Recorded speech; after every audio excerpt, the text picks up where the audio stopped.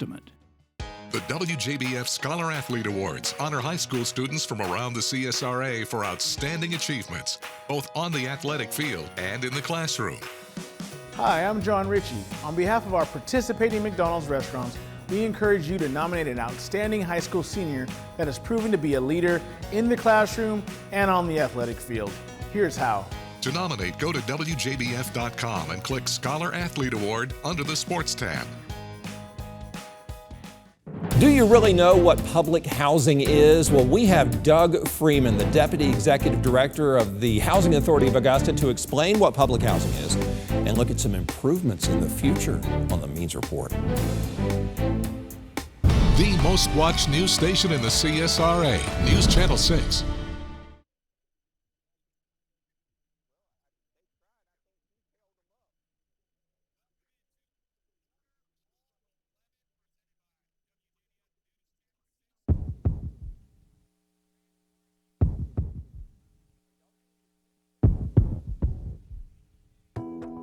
Every Friday night leads to this Saturday.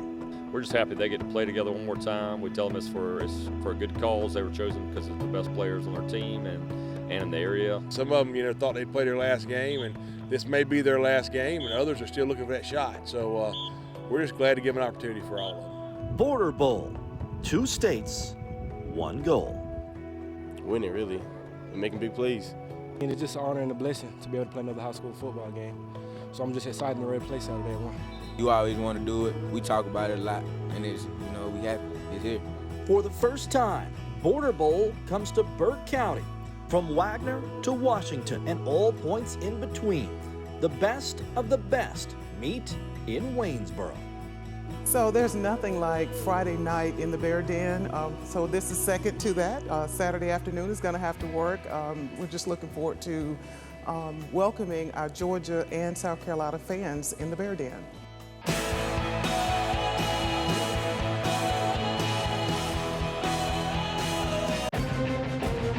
Live from Burke County High School, it's Border Bowl 11, presented by Brandsmart USA, McDonald's, and Johansson Sporting Goods.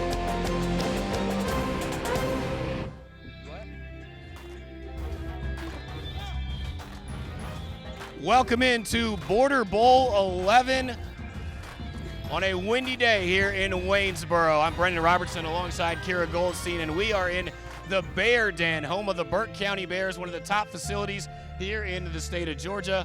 And we get to see the top seniors from the CSRA compete from Team Georgia and Team South Carolina as they battle it out for the paddle, the pride, and some of these kids hoping to land some scholarships. Yeah, Brendan, this is a beloved game around the CSRA. Both teams on both sides are stacked. Kids all over love to come and play this game. And like you said, some of those kids are still looking for opportunities to ball out and maybe get a scholarship. Yeah, they're going to have to deal with some windy conditions. You mentioned scholarships. South Carolina's Bowen Smith, who is an assistant coach at South Aiken, he'll call the plays for Team South Carolina. Back in Border Bowl 3, 2016, he landed a scholarship on the field after this game, went on to be a 3-year starter at Pikeville University. So we know it can happen, and we're looking forward to some great action on the field. And we're going to throw it up to the guys in the booth who will call the game for you, our friends John Hart and Ashley Brown. Hey, guys. Hey, Brendan. Hey, Kira. And we look forward to you checking in on the sidelines and your reports. You didn't get the Shades memo. I don't know, man. I'm not important enough for the Shades. Okay. What's up? It is a bright, sunshiny, but windy day, as Brendan Robertson mentioned, down on the field. So, but we talk about it every year. I open this broadcast every single season by saying this All-Star game is unlike any other you will see. Major League Baseball, NBA, NFL, these guys care about this game with the rivalry aspect, Georgia versus South Carolina. Yeah, it built from year one. I mean, right off the bat, these guys are close to one another. They read about each other. They see each other on highlights on WJBF. They want to beat one another. And I think South Carolina comes in with a little chip on their shoulder, thinking maybe Georgia gets a little more attention than they do for whatever reason. And it's played out that way. These two teams go at it. And we have not had a single year where it wasn't, fighting tooth and nail to try and win this football game. Yeah, we'll dive into some of those numbers as we go along. Perhaps even more importantly, for a great cause. All proceeds go to the Ronald McDonald House. If you're not familiar with the Ronald McDonald House, they allow people who are coming in from out of the area whose children are being treated at the Children's Hospital of Georgia a place to stay so that they don't have to worry about accommodations, and they can just focus on the health of their child. So on the field right now, we're getting ready for the coin toss, and we have special guests from the Ronald McDonald House. Yeah, walking out with the Border Bowl captains today for the coin toss are Ronald McDonald House Development Director Cody Smith, joined by today's honorary captains Jax Lyon and his mother Christy. Jax and his family stay at the Ronald McDonald House of Augusta while Jax attends weekly therapy appointments at the Children's Hospital of Georgia. Jax will toss the coin today and is extremely excited to be a part of today's game. Number 64 from Laney, Chance Bush, and number 68 from Evans. Afternoon, fellas. Shake hands. Introduce yourselves. The officials for today's game. How you doing? They are a Georgia-based crew. The referee is Ted Miller. Umpire Rick Van Clive. Linesman Vince Grissom. Good afternoon. This is Rick Van Clive. Be my umpire. I'm Ted Miller, your referee for today. We're representing the Augusta Football Association on behalf of Channel 6 and Scott Skadden. We'd like to thank them for putting this thing together for y'all. Our honorary referee today is Jax. Jax, to help us with the coin toss, you got to be official. So we got you a white hat. We got you a hat for you, okay? You're my visiting team. You'll be calling the toss. We'll do that in a second. Okay. This is going to be heads, tails. Tails, heads. What is your call before I toss? Tails. Tails is your call. Jax, you ready? You ready to tell it? Tails, here we go. Ready? We've got a tails. You've won the toss. You want to defer to the second half? Excuse me. You want the ball? Yes, sir. Which way do you want to kick? This way. All right, before we get going, this game's to raise money for the Ronald McDonald House. Athletic directors, principals, every school represented here, I'm challenging each one of you to make a donation to this charity. The officiating crew today has made a donation for this charity. So when you go back to your school, you tell all your coaches and the athletic directors and principals to help these kids out, okay? All right, you ready to go? You ready to go? You kicking this way? Put your back to the board, face the board. You're good right there. The farther y'all walk, the farther we got to walk back. Red, we'll be receiving. Shake hands, have a good half. Rick. All right, fans, as the captains make their way back to the locker room. By now, We got you some goodies. Ronald McDonald socks being worn We by got the your Border game Bowl ball. players today. All right. And as John said, 100% of Border Bowl proceeds benefit Ronald McDonald House Charities of Augusta, which stands to keep families together in their time of need. So far, over $125,000 have been donated to the Ronald McDonald House Charities of Augusta through the Border Bowl. So Team Georgia won the coin toss for this Border Bowl 11 presented by Brands Mart. Defers to the second half. Team South Carolina will get the ball first. A brisk 49 degrees kickoff temperature for a look ahead at the weather we can expect for the rest of this afternoon. Chief Meteorologist Tim Miller. Hi, everybody. News Channel 6 Chief Meteorologist Tim Miller getting set for the Border Bowl. And I'll tell you what, we got ourselves a pretty nice forecast. The problem is it's just going to be on the chilly side. 11 o'clock, 45 degrees, a westerly wind at 10. 50 by the time we get to 1 o'clock, and by the time the game winds down, 53 degrees. Still, though, a little bit on the breezy side, but all in all, with that sunshine, it should be an absolutely great day for football. So go and enjoy the game. Want to play between the hedges? Work out there, up there, down there, everywhere. Then you could play between the hedges. Johansson Sporting Goods in downtown Augusta has been equipping CSRA high school teams for over 50 years. I think their service is unbelievable. With them being local, everything's here quickly. They've met the needs of all my players and coaches, and I highly recommend Johansson's to anyone. No matter the sport, Johansson's has you covered. Uniforms, bats, balls, gloves, hats, scorebooks, you name it. If you need it, Johansson can get it. Johansson Sporting Goods, 1116 Broad Street, downtown Augusta. Want to play between the hedges? Work out there, up there, down there, everywhere. Then you could play between the hedges.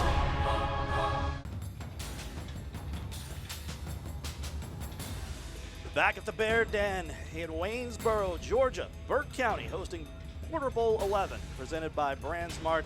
And it's time to get you to the Georgia Army National Guard keys to the game for Team South Carolina, AB. Yeah, I think South Carolina, the last couple of games have been sloppy for them in Border Bowl. They've got to win the penalty and turnover battle if they're going to win this game. And then for number 2, I think they need to force Team Georgia to throw the football. Team Georgia's got a slew of great running backs. Force them to throw the ball. And Team South Carolina, coached by Brian Smith. In his first year at Barnwell, 17th year overall, his assistant coaches, Antoine Hillary, the former Strom Thurmond head coach, now at Meriwether Middle School. Barnwell Athletic Director Derek Youngblood, Strom Thurmond assistant coach Tony Hillary, South Aiken assistant coach Bowen Smith, a former Border Bowl participant himself, as Brendan mentioned at the outset of the broadcast. South Aiken head coach Chris Hamilton, Aiken High School head coach Dwayne Garrick, Saluda assistant coach Thomas Coleman, Ridge Spring Minetta assistant coach Telex Lanham, Silver Bluff head coach D'Angelo Bryant, who was the head coach of Team South Carolina last year, and Ridge Spring Minetta head coach Jay Brannon. And the honorary coach this year, a coaching legend that led North Augusta High School to state championship in 1989 as a member of the South Carolina Athletic Administrators Association Hall of Fame, Coach Bill Utze. And now it is time for the Georgia Army National Guard keys to the game for Team Georgia. There you go. Well, on your screen, you'll see one of the keys for Georgia, force someone other than Terrence Smith to beat him. Unfortunately, he can't play. So I think what they've got to do, Luke Jones, quarterback from Aiken, he's got a lot of great wide receivers, get pressure on him, make him uncomfortable. And then I think the key for Georgia, win the battle up front.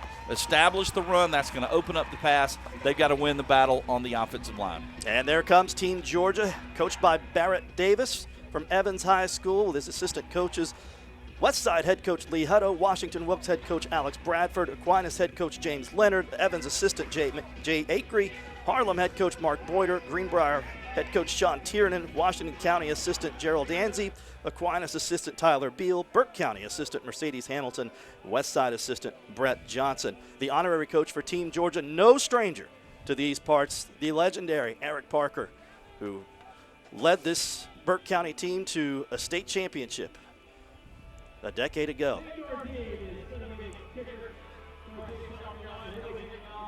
So that brings us to our coaches matchup.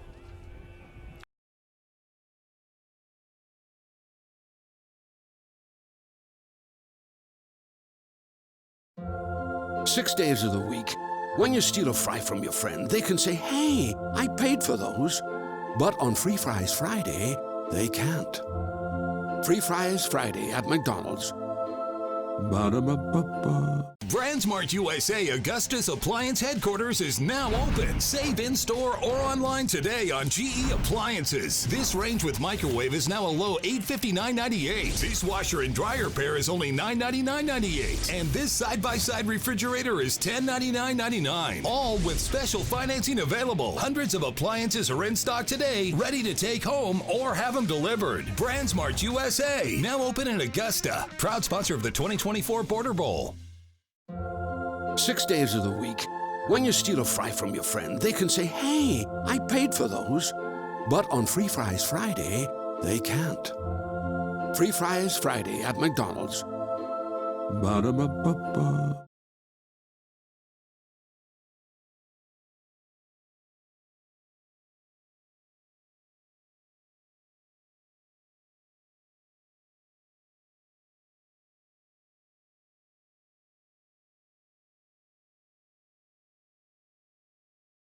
Ready to develop more than a career? Science Co., formerly Solvay, a global leader in science and engineering, is hiring right here in Augusta. Chemical engineers, instrument and electrical engineers, and maintenance technicians. Apply at scienceco.com/career. Are you looking to jumpstart your future? There's no better time than now. Come off the sidelines and get in the game. Enroll at Payne College. Accredited, affordable, and accessible. Tuition assistance available. Standardized tests waived. Don't wait. Call today, 706-821-8320, or visit admissions@payne.edu. The ball is in your court. Take the shot. It's not too late to jumpstart your future. Across the nation, over 40% of us are living with a disease. Loving parents, next-door neighbors, the brightest kids. Some blame society. Some blame themselves.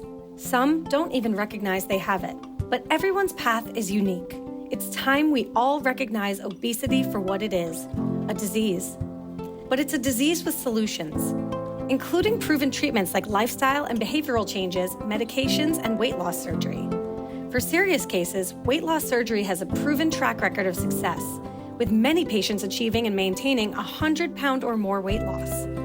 Additionally, weight loss surgery can help eliminate diabetes, heart disease, premature death, and other illnesses related to obesity. And despite being the most effective method of sustained weight loss, only 1% of eligible patients receive it. Let's change that. Head to visitobesity.org/treatments to find out which treatment path is right for you. Hi, I'm Mary Morrison with this week's Community Calendar. You're invited to celebrate the spirit of Mardi Gras. Make plans now to attend the Augusta Symphony Gala. Enjoy an evening of music, delicious food, and dancing. It's all coming up on Saturday, January the 27th at the historic Miller Theater. If you'd like more information or to order tickets, log on to augustasymphony.com. Add your events, log on to WJBF.com, keyword Community Calendar. The CSRA is full of amazing women. Women who inspire. Women who innovate. Women who lead. That's why News Channel 6 brings you Women to Watch. On the last Wednesday of each month, News Channel 6 recognizes local businesswomen who are making a positive impact in our community. To nominate someone, just visit WJBF.com/Women to Watch and fill out the entry form. News Channel 6's Cold Case Project, seeking justice for victims and providing hope to their loved ones. Catch up on previous cases or share your story at WJBF.com/Cold Case. Cold Case Project, only on News Channel 6. Across the nation, over 40% of us are living with a disease. Loving parents, next-door neighbors, the brightest kids. Some blame society. Some blame themselves. Some don't even recognize they have it. But everyone's path is unique. It's time we all recognize obesity for what it is, a disease. But it's a disease with solutions, including proven treatments like lifestyle and behavioral changes, medications, and weight loss surgery. For serious cases, weight loss surgery has a proven track record of success, with many patients achieving and maintaining 100-pound or more weight loss. Additionally, weight loss surgery can help eliminate diabetes, heart disease, premature death, and other illnesses related to obesity. And despite being the most effective method of sustained weight loss, only 1% of eligible patients receive it. Let's change that. Head to visitobesity.org/treatments to find out which treatment path is right for you. The CSRA is full of amazing women. Women who inspire. Women who innovate. Women who lead. That's why News Channel 6 brings you Women to Watch. On the last Wednesday of each month, News Channel 6 recognizes local businesswomen who are making a positive impact in our community. To nominate someone, just visit WJBF.com/Women to Watch and fill out the entry form. Hi, I'm Mary Morrison with this week's Community Calendar. You're invited to celebrate the spirit of Mardi Gras. Make plans now to attend the Augusta Symphony Gala. Enjoy an evening of music, delicious food, and dancing. It's all coming up on Saturday, January the 27th at the historic Miller Theater. If you'd like more information or to order tickets, log on to augustasymphony.com. Add your events, log on to WJBF.com, keyword Community Calendar. You can't always choose the weather, but you can choose your weather app. Go with the most accurate and most trusted, the Live Viper 6 mobile app. Download it today. The CSRA's favorite news app is now even better with easier access to local news, weather, and streaming video. Download the News Channel 6 mobile app. You can't always choose the weather, but you can choose your weather app. Go with the most accurate and most trusted, the Live Viper 6 mobile app. Download it today. The CSRA is full of amazing women. Women who inspire. Women who innovate. Women who lead. That's why News Channel 6 brings you Women to Watch. On the last Wednesday of each month, News Channel 6 recognizes local businesswomen who are making a positive impact in our community. To nominate someone, just visit WJBF.com/women to watch and fill out the entry form. News Channel 6's Cold Case Project, seeking justice for victims and providing hope to their loved ones. Catch up on previous cases or share your story at WJBF.com/cold case. Cold Case Project, only on News Channel 6. Hi, I'm Mary Morrison with this week's community calendar. You're invited to celebrate the spirit of Mardi Gras. Make plans now to attend the Augusta Symphony Gala. Enjoy an evening of music, delicious food, and dancing. It's all coming up on Saturday, January the 27th at the historic Miller Theater. If you'd like more information or to order tickets, log on to AugustaSymphony.com. Add your events, log on to WJBF.com, keyword community calendar. Across the nation, over 40% of us are living with a disease. Loving parents, next-door neighbors, the brightest kids. Some blame society, some blame themselves. Some don't even recognize they have it. But everyone's path is unique. It's time we all recognize obesity for what it is, a disease. But it's a disease with solutions, including...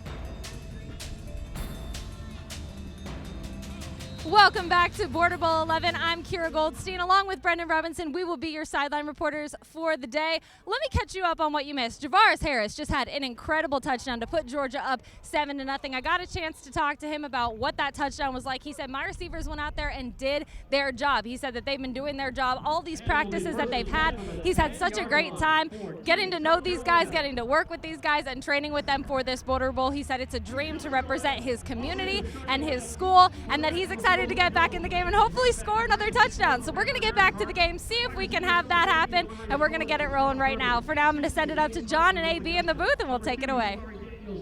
Yeah, we apologize for the technical difficulties. Javaris Harris probably wishes we'd have more technical difficulties. I was going to say, he had no technical difficulties. Jet sweep every time to Javaris Harris, and he took it to the house on the very first play of the game. 72 yards, and Team Georgia, after the extra point from Keegan Moran, they lead it 7-0. So now let's see what Team South Carolina can do. Luke Jones, the Aiken High School standout, is in at quarterback. And South Carolina will start from its own 30. Nick Folk is in there at running back. He's from Bamberg Earhart. And it will be Folk, not the NFL kicker, but the great running back. Great yardage right up the middle. Close to a first down. Yeah, excellent job blocking up front from Team South Carolina's line. And again, if you missed it at the outset, this is Border Bowl 11 presented by BrandsMart. South Carolina leads the all-time series 5-4. Georgia's won the last two, though, by a combined score of 51-0. So South Carolina trying to put an end to that drought right here. And on second and short, this time Georgia up to the task. Yeah, great job up front for Team Georgia that time. Number 31, Amari McAllister from Thompson with the tackle.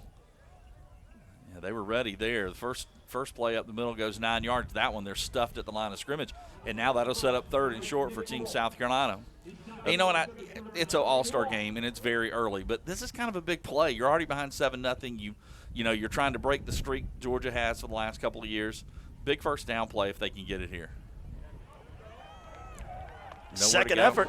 I don't think so. They're spotting him a yard short. Yeah, decision to be made now, fourth down. It's an all-star game, but also you're in your own territory. Do they try and go for it, or do they punt it away here? Marlo East Jr., his dad was a great player back in the day at Washington County, following in his footsteps.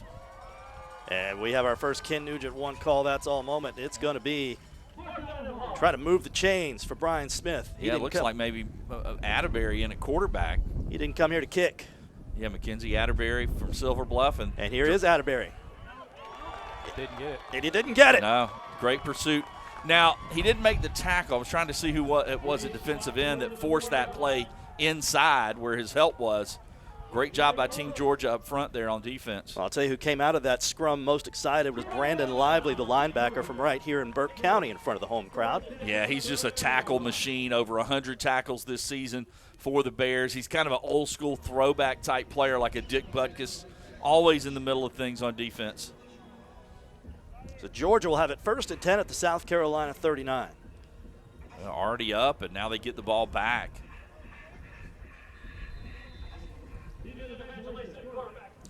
And Evangelista back in at QB, the Harlem standout. And Evangelista, all kinds of trouble, and a big stick by big number 66 for South Carolina. That's Jermaine Freeman, defensive lineman from Midland Valley. Yeah, he played great this year. The thing that was underrated, Midland Valley the last 2 seasons have been great. And you focus on their skill position guys, you know, Trayvon Dunbar and some of these other great players that they've had. McElmurray, the great quarterback 2 years ago. But their line of scrimmage has been great both those years, and Freeman's been a key reason why. Midland Valley, of course, with its best season arguably ever, 12-1, region champions for the first time since 2010. 2nd and 14, and Evangelista will swing it out on the far side. That's going to pick up 7. Javaris Harris, who had the touchdown on the opening play from scrimmage. Well, if you look at Team Georgia, they are loaded at the skill position play. They've got Telly Johnson at running back, and their receivers, Rondarius Gray, Javaris Harris, C.J. Holmes, and Tyler Perry, they're loaded there as well. And in this game, both teams have great wide receivers. Can they get them the ball? That's the key. Line to gain is the 30. And Telly Johnson, the big running back from Hepzibah, is going to come up about 3 yards shy. Yeah, tackle there, Anthony Williams, stand out from Bamberg Earhart.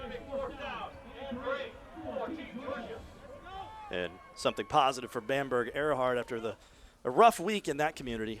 First, the tornado hitting downtown on Tuesday, and then a former Red Raider, Deuce Capers, lost his life this week. Basketball standout there.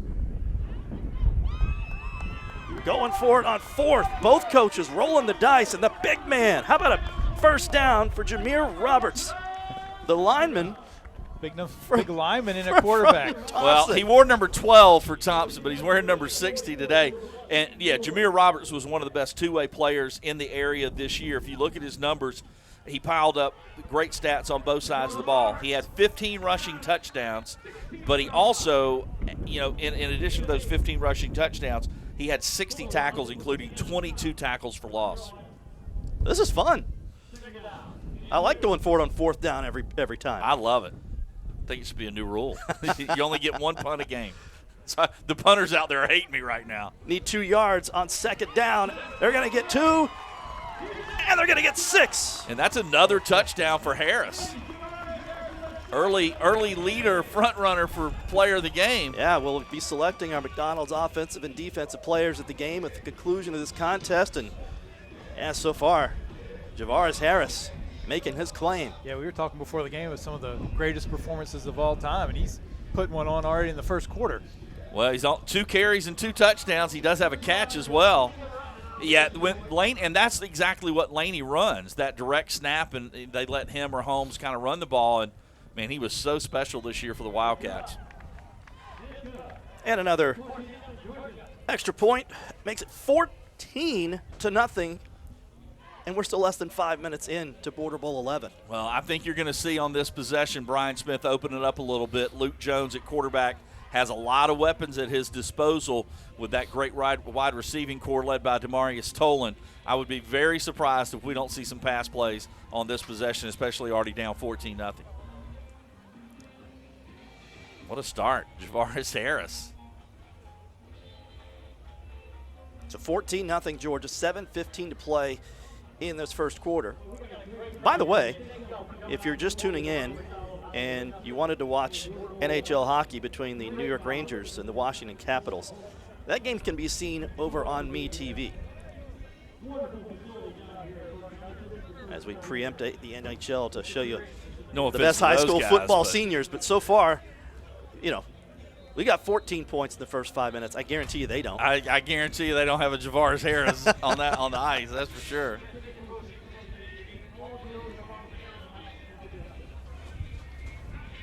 So you mentioned if you're Brian Smith now, and let's be honest, Team South Carolina has not scored in this game. So 2019 you have to go back to the last time they scored, because 2020 we didn't have the game because of COVID.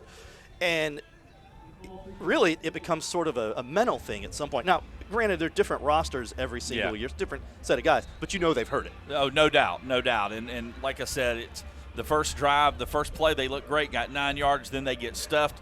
This is a big possession for Team South Carolina to come back and try to get back in this football game with Georgia off to such a great start. And a good return. Yeah, well, that's one way to do it. Still on his feet to the 38-yard line.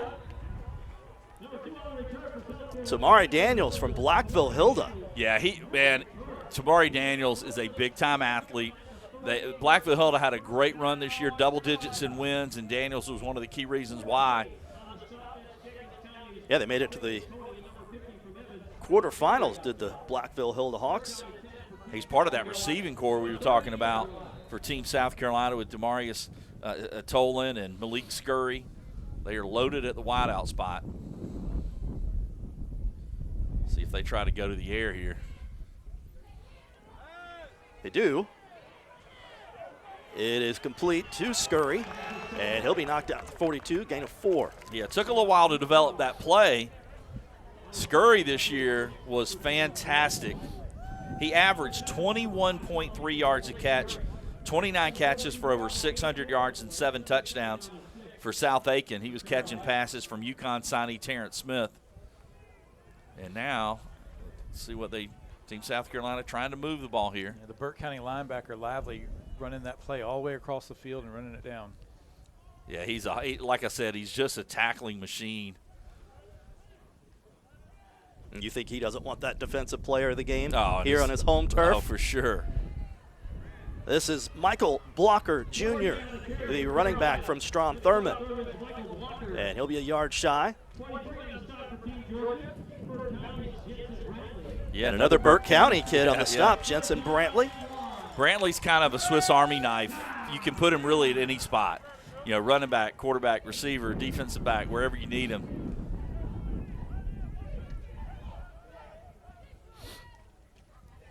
Third and 1. And South Carolina just got a gift. Well, we said win the turnover and penalty battle, and that's a penalty that gives them a first down right there. Resolve the penalty. First down. Ted Miller, our referee.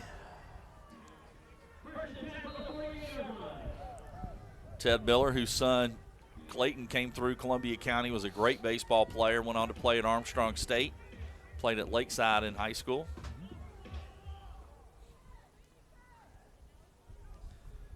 So fresh set of downs for South Carolina. Luke Jones, the quarterback out of Aiken. And as you said, AB, back to the air they go. Ooh! Man. Well,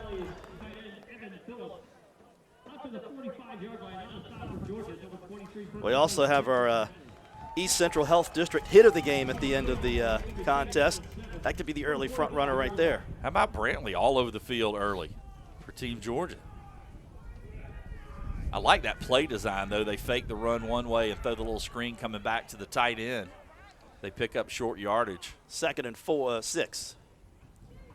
Yeah, we saw Luke Jones in the regular season. The team had a rough year, but that kid showed a lot of grit, a lot of moxie in the matchup against Midland Valley.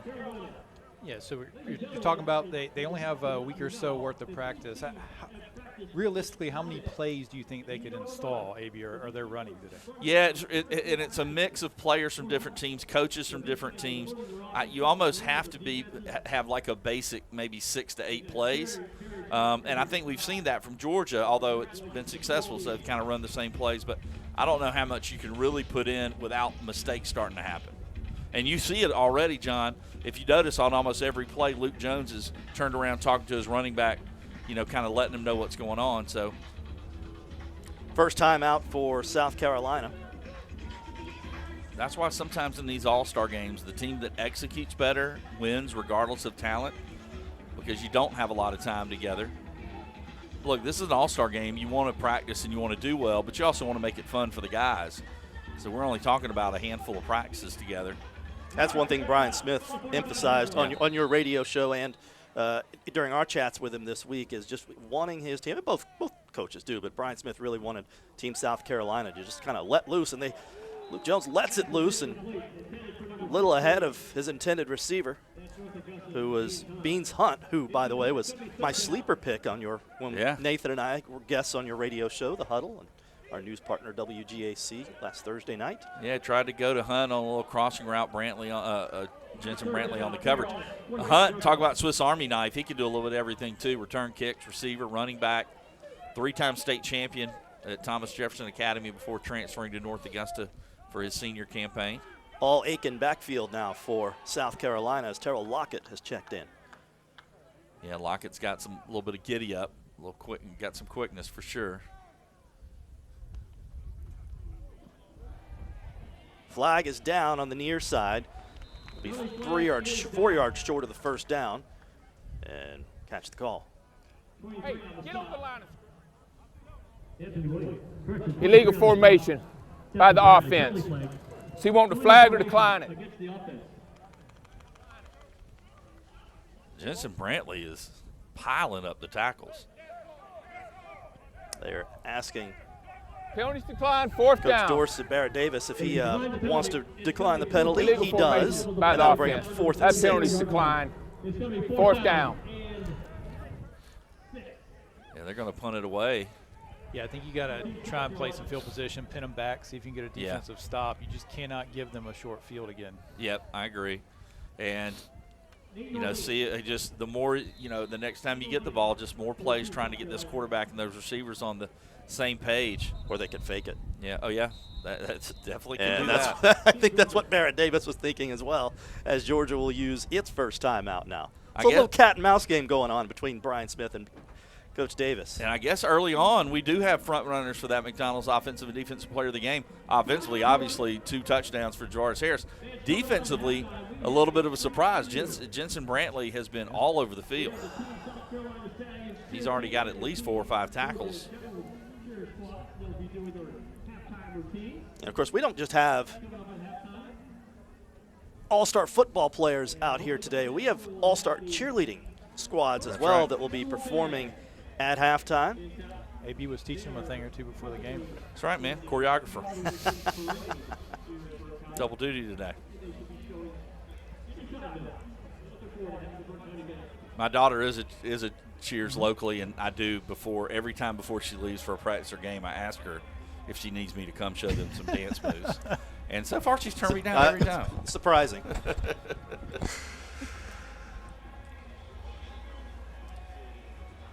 So we'll see if South Carolina has in store coming out of the timeout. I'm still convinced they were going to fake it, but they're not now. Low liner. And that's going to trickle into the end zone. So Georgia already up 14-0, 4:35 left here in this opening quarter, and the ball back again at the 20-yard line. Yeah, it looks like we're going to have our first look at Andrew Meach at quarterback, the standout from Washington Wilkes. He's a little bit of a dual threat. He can run it. With all these weapons, though, I don't know that either quarterback on either side really needs to run the ball, because the receivers and running backs are a strength on both teams. As a matter of fact, 2 of the running backs for Team Georgia are signees in the MAC conference. Oh, he gets rid of it before the hit. And finds his man at the 25-yard line. And the catch made. I believe that was Elijah Evangelista. Or was it Grant? Was it Grant or Evangelista? I think it was Ja'Cory Grant. All right, we'll go with Grant. Ja'Cory Grant from Screven County.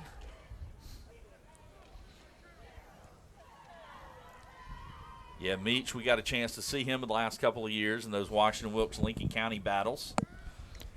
Which has become a yearly tradition on Game Night Live, one of the better rivalries in the CSRA.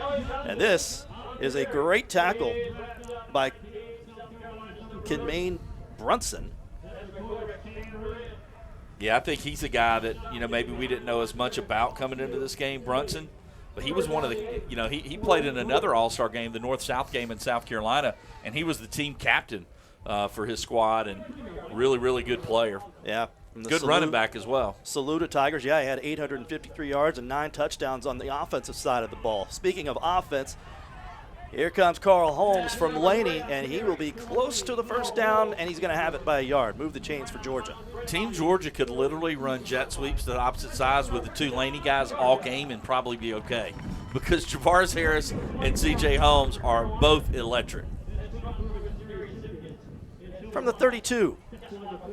Telly Johnson in the backfield with Meach. Telly Johnson, one of the better two-way players over the last couple of years we've had. And he will receive the pass. Oh, how about hit of the game? We have another contender for hit of the game. That was Sean Clark.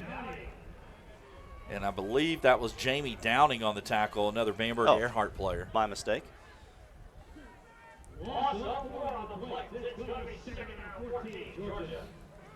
What a play there. Oh, John, correction, you were right. Not 28, it was 20. Sean Clark. Out of Strom Thurmond. Yeah, that's one thing that was underrated for Strom Thurmond with all the firepower they had on offense. We were really impressed with how good their defense played against Silver Bluff. And once again, Barrett Davis did not like something he saw, so Georgia will take its second timeout here in the first quarter. Yeah, the running back was supposed to go in more motion there, and a little confusion on the play. Well, if you're just joining us, Border Bowl 11, Team Georgia out in front, thanks to a couple of touchdown runs from Javaris Harris of Laney. And defensively, Jensen Brantley has been outstanding for Team Georgia, and we just saw an early nominee for our hit of the game by Sean Clark, upending Telly Johnson, and that's it. Telly Johnson, by the way, is signed to play at Northern Illinois. And the question is, what position will he play? Because he's an outstanding linebacker and running back. One of the many players from this area that are headed to play at the next level. But a lot of the guys in this game today are trying to get that recognition. That's one of the great things about this game is we've had players offered scholarships on the field after the game after a big performance. So a lot to play for, as we've mentioned at the outset of the broadcast. That happens a lot. I mean, we hear stories where coaches go to recruit one player and they happen to see somebody else and like, wait, who is this kid? And I mean, some big name guys, NFL stars that, at some point or another, that's the way it worked out. I remember the first player that Dick Metris in basketball ever recruited when he got the job at Augusta, and he was not there to see that player play. And it was A.J. Bowman who turned out to be an All-American. Oh, picked off. Big hit after the interception, but it's going to be South Carolina ball at the 40-yard line. And that was, guess who? Sean Clark. Clark.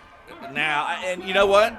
We said win the battle, turnovers and penalties. They got an offensive first down with a penalty, now a turnover. Big, big play for Carolina. And great field position inside Georgia territory at the 41-yard line. Yeah, sometimes you say, well, that was just like a punt. Not that one. That's going to give them a great field position. And Team South Carolina now maybe taking a little momentum here in this game. And I believe Atterbury is in at quarterback now. Mackenzie Atterbury wearing number 9. He's got some scholarship offers. Erskine recently offered, a few other schools. And he's going to keep up the middle for a gain of 3. He's got some super quickness.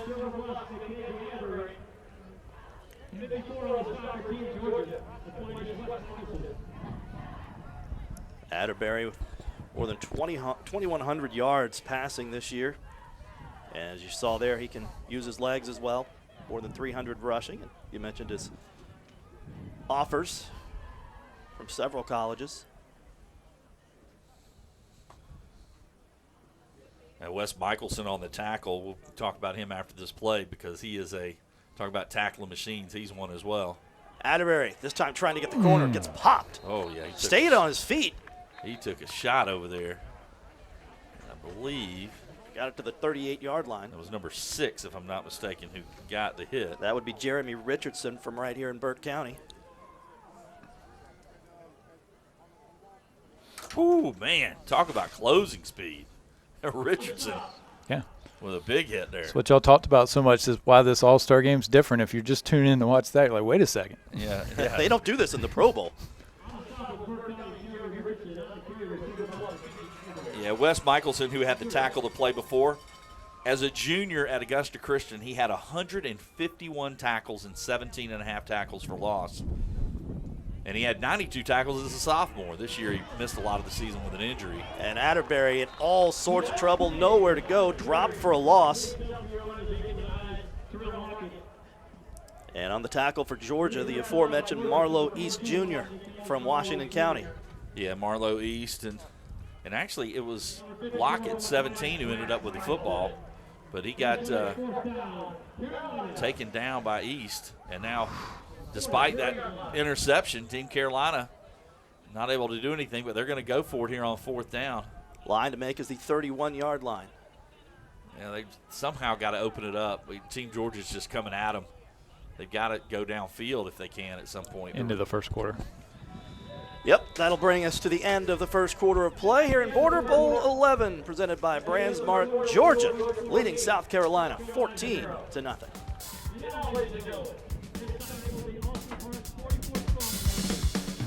Ready to develop more than a career? Science Co., formerly Solvay, a global leader in science and engineering, is hiring right here in Augusta. Chemical engineers, instrument and electrical engineers, and maintenance technician. Apply at scienceco.com/career. Are you looking to jumpstart your future? There's no better time than now. Come off the sidelines and get in the game. Enroll at Payne College. Accredited, affordable, and accessible. Tuition assistance available. Standardized tests waived. Don't wait. Call today, 706-821-8320, or visit admissions@payne.edu. The ball is in your court. Take the shot. It's not too late to jumpstart your future. Hey CSRA, Mike Murphy here for your Miracle Dealerships. Can you believe it's already been 5 years serving this community? Well, to celebrate, this January, we're having a legendary sale with deals so good I cannot publish them on TV. So here's what you gotta do. Head down to any of my 5 locations or mymiracleadvantage.com to unlock your deal of a lifetime on any new or pre-owned vehicle. Thank you so much for 5 great years, and cheers to so many more to come. Learn more at mymiracleadvantage.com, Facebook, or Instagram. I would say that being a dad has really taught me what our clients go through. You know, once you have kids, the worst thing you can imagine isn't something happening to you. It's something happening to your children. So I want to be there to help others provide for their families as I do the best I can to provide for mine. It's just where you put your priorities. I'm J.D. Blevins with the Eichholtz Law Firm, and my purpose is helping families. Ready to develop more than a career? Science Co., formerly Solvay, a global leader in science and engineering, is hiring right here in Augusta. Chemical engineers, instrument and electrical engineers, and maintenance technician. Apply at scienceco.com/career. 14-0 Georgia leads South Carolina as we start this second quarter, and Brendan Robertson down on the sidelines with the man of the hour so far. Yeah, there was no one else that we were going to interview. My man, Javaris Harris from Laney High School, got 3 touches, 2 touchdowns, one of which was 72 yards. Javaris, what'd you see on those scoring plays? You said again? What'd you see on those scoring plays? Oh, the holes wide open.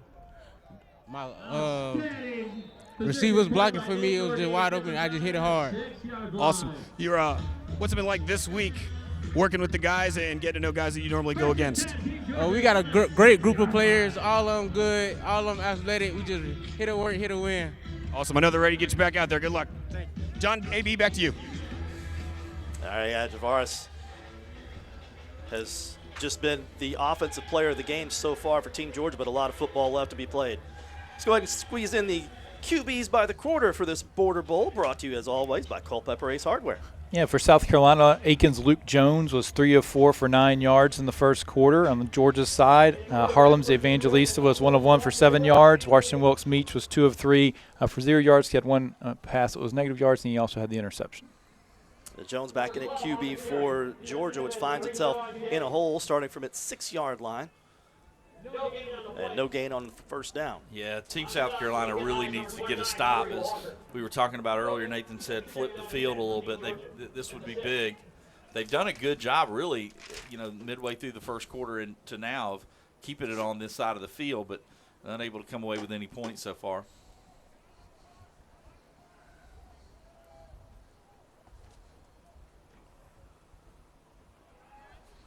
A little bit of breathing room now for Georgia out to the 10-yard line. Rayshawn King from Evans High School, his first carry of the game.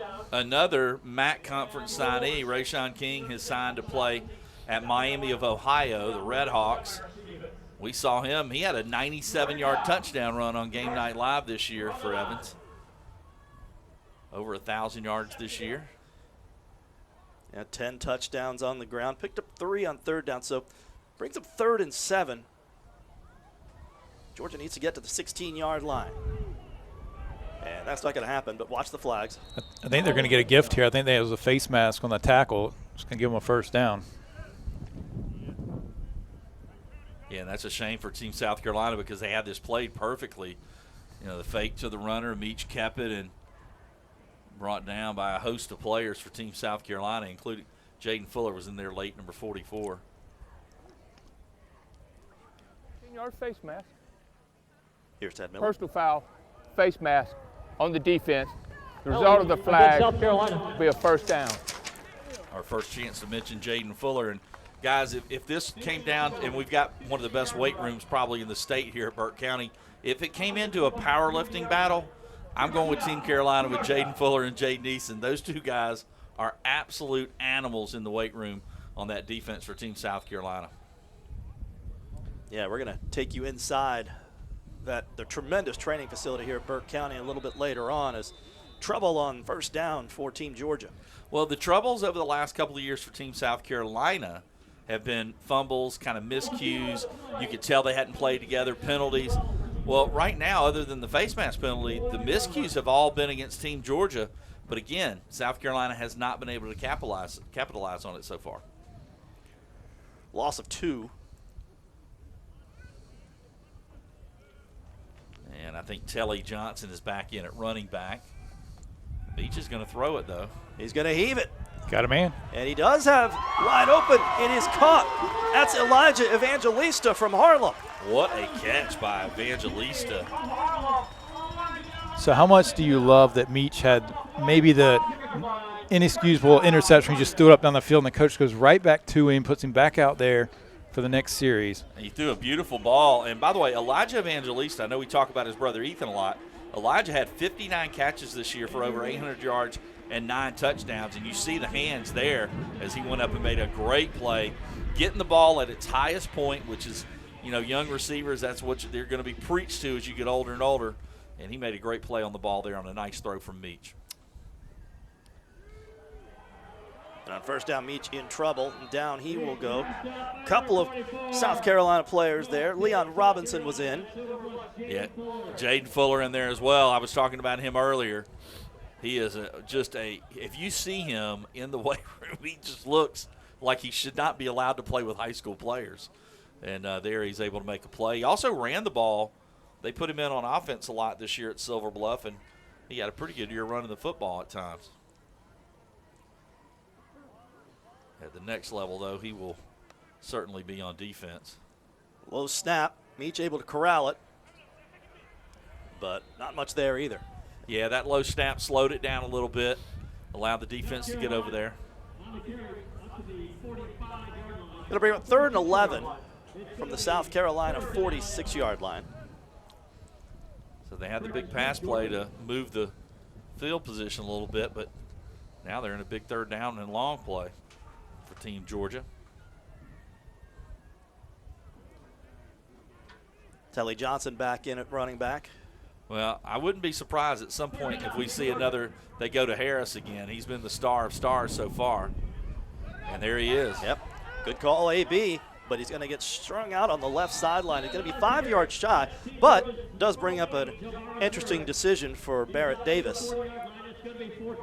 4th and 5. Juju Stevens forced him out of bounds, one of the really talented defenders from Strom Thurmond. And Davis is going to bring on the punt team. Yeah, this is you want to win the football game, you punt this football. You want to have some fun, you go for it. I get, just because they're picked on the All-Star game, I give the punters one each, and then I'm going for it every other time. Moran, who also doubles as the place kicker, will be punting. Nobody back for South Carolina. So they're not buying it.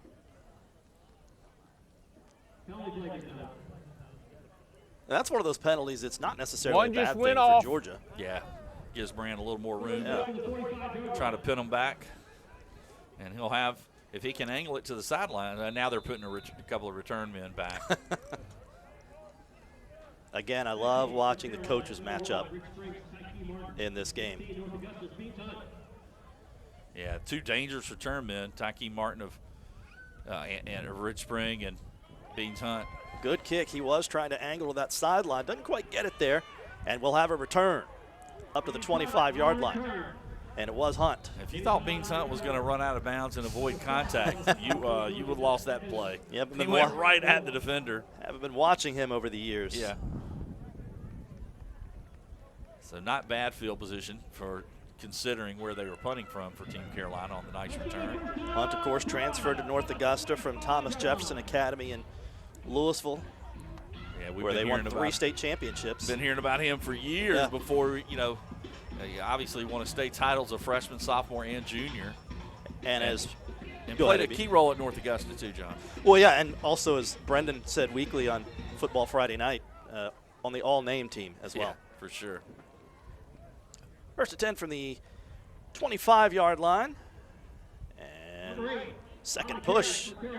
Gonna make a 6-yard pickup. Yeah, Nick Folk.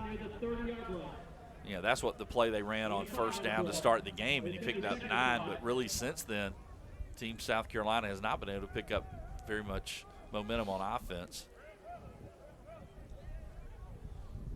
Yeah, they only had 21 total yards of offense in that first quarter, and now Team South Carolina hasn't scored in over 116 minutes of border bowl action.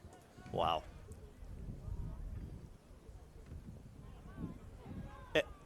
And we've talked about so much about the drought for South Carolina, but how about this Georgia team? You don't want to be the Georgia team that gives up the point. That's right. That's right. Yeah, they want to keep that streak alive, and also it would tie up the all-time series, and you know that Barrett Davis would love to be the coach that does that. Of course, we're playing for the paddle, the trophy for this game, the Johansson's paddle that has resided in Georgia for the last couple of years.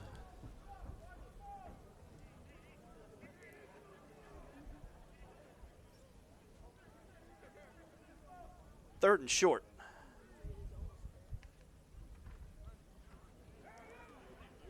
And I don't think so. No, it's going to be short by about a yard. And you mentioned it, AB. These linebackers for Georgia and this front for Georgia just aren't leaving a lot of holes. No. So we're going to have another punt. This game started with both coaches going for it on 4th down on the first 2 series.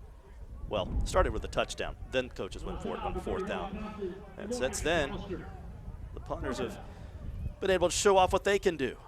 Now eventually they're going to fake one, but I guess it's not going to be here. No. A little rugby-style kick. Took a great bounce for Team South Carolina. Did. Out of bounds at the 24-yard line.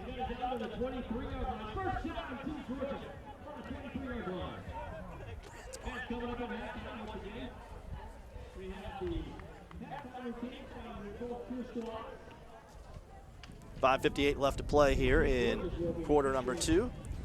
And we have a lot of entertaining options for you coming up at halftime. We'll get to those in just a second, but first. Well, Border Bowl 11 is proudly presented by BrandsMart USA. Augusta's appliance headquarters now open in the Augusta Exchange. Hundreds of appliances in stock. BrandsMart USA, favorite brands, lowest prices. And that brings us to our first of 2 BrandsMart USA trivia questions today as they sort out the penalty situation on the field. Usually we have 1 on Game Night Live. We double that for Border Bowl because it's such a special occasion. AB, your BrandsMart USA trivia question, and for those of you at home, our gracious hosts here, Burke County, the school opened in 1986. Before that, folks around here attended Waynesboro High School. All right. what were the teams at Waynesboro High School known at? They were not the Bears. So Okay. after the penalty, Georgia takes over, 1st and 10 from its 23. And a big gain on first down. Ball out. And I think it trickled out of bounds on the far side. But Evangelista kept it back in at quarterback. You saw his wheels there. That's the thing that stood out to me with Evangelista this year. I had no idea what a good athlete he was. And not only did he throw for over 2,000, he could flat out run the football too. Thank our friends from Busby's again this year, sponsoring their instant replays. That one's coming back. Evangelista threw 24 touchdowns and ran 12. First down. So 36 combined touchdowns for him this season for the Bulldogs. Dual threat to be sure. Motion on Georgia. And a host or illegal formation, I should say. A host of new players coming in for Team Georgia as well, so a little different alignment here.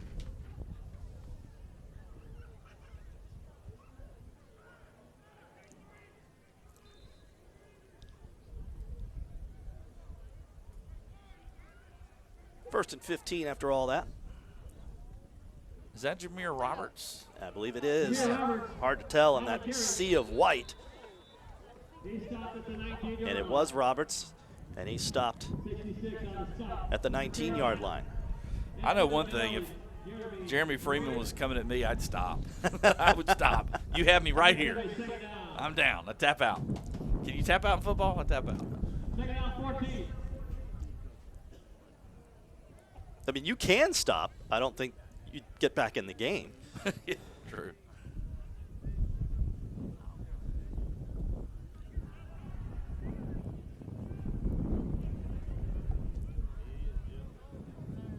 Second and 14. And we'll try it again. That stopping, that reminds me, a former border bowler who, you know, I really thought highly of, Joseph Jean at Grovetown. I coached him in Pee Wee football when he was little, and Joseph was like way ahead of the other kids. He would absolutely light you up. And it was so funny. Several times during the season, kids would be running the football, and they would see Joseph, and they would just run out of bounds so he wouldn't hit them. I don't blame him one bit. Even in high school, he could hit. He was a missile. Oh, man, such a good athlete. So they're making business decisions in That's elementary right. school? At age 6, they were 6 and 7. They're like, nah, I don't want no part of that. Clock ticks down to 4 minutes in a pretty fast-paced first half as the wind continues to whip here in Waynesboro. Evangelista, long, and it's complete. And I believe that was Rondarius Gray from right here in Burke County. You know Gray hated, watch as his knee touched as he was about to get up and run. Evangelista rolling against his body, the lefty quarterback. If he had led Gray, that was going to be a long touchdown. Oh, man. He is one of the, if not the biggest big play guy in the game. Gray, a threat to score anytime he touches it, and that was almost a long touchdown, but it's still a big gainer for Georgia. Into South Carolina territory at the 48. Gray averaged 30 yards a kick return and 21 yards a catch this year. Over 800 yards receiving on just 39 catches and 8 touchdowns. And they're going to go deep again. Evangelista, try another long one. This one almost picked off, kind of a 50-50 ball, and there's a flag. And that might be on the offense because that was terrific coverage. Yeah, it didn't look like there was much there either side. It was. He's looking for Key Williams from Harlem, his Bulldog teammate. They've hooked up several times this season. Yeah, if anything, that should be on the offense. That was great coverage. I think they're both just fighting for the ball there. Yeah, I agree. We do have the luxury of replay as well, though, but yeah, that one looked like maybe offensive pass interference. Offensive pass interference it is the call. on the offense. First down. He may have saved an interception, though, because the defender was in really good position there. 3:32 left to play in the half. I mentioned we've got some special events for you coming up at halftime on our Eichels Law Firm halftime show, and including the Burke County Band performing. It's the first time we've had a band perform at Border Bowl, I believe. They're getting ready. Off to our left, we have some special guests, including our friends at the Ronald McDonald House. A very special trip to show you what goes on there. If you're not familiar with that place, you'll want to stay tuned for that at halftime, as Evangelista just barely got rid of it. And Carl Holmes, the recipient, the Laney product, up to just across midfield. Evangelista got rid of the football just in time because there was pressure, but he got it to Holmes for the nice gain. You mentioned the Burke County Band. I'll give them credit. They have won so many accolades over the years. Year after year, you hear about them going on different. They've been invited to bowl games and things like that, so we've got a treat coming at halftime. And also performances from the Team Georgia and Team South Carolina cheerleaders. All that coming up for you at the half. But 2:47 and not a little less than that left as Team Georgia tries to add to its 14-0 lead. That ain't going to do it. It is picked off.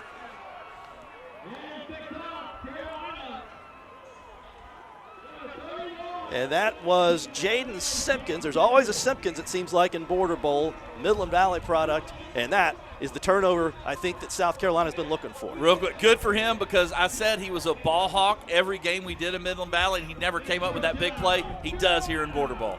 South Carolina ball when we return. 6 days of the week, when you steal a fry from your friend, they can say, hey, I paid for those. But on Free Fries Friday, they can't. Free Fries Friday at McDonald's. Ba-da-ba-ba-ba. Ace is the only hardware retailer that carries Benjamin Moore paint at over 3,800 stores. With Benjamin Moore's premium quality, huge selection of colors, plus Ace's award-winning service, you can be confident you're getting the best. Then buy in store or online for curbside pickup or free delivery. When you want the best, Benjamin Moore paint from Ace. Around the block, what you need in stock, with people who know their paint. We've got everything you need for any paint project. Culpeper, Lumber, Ace Hardware, Evans & Thompson. Ace is the place with the helpful hardware, folks. 6 days of the week, when you steal a fry from your friend, they can say, hey, I paid for those. But on Free Fries Friday, they can't.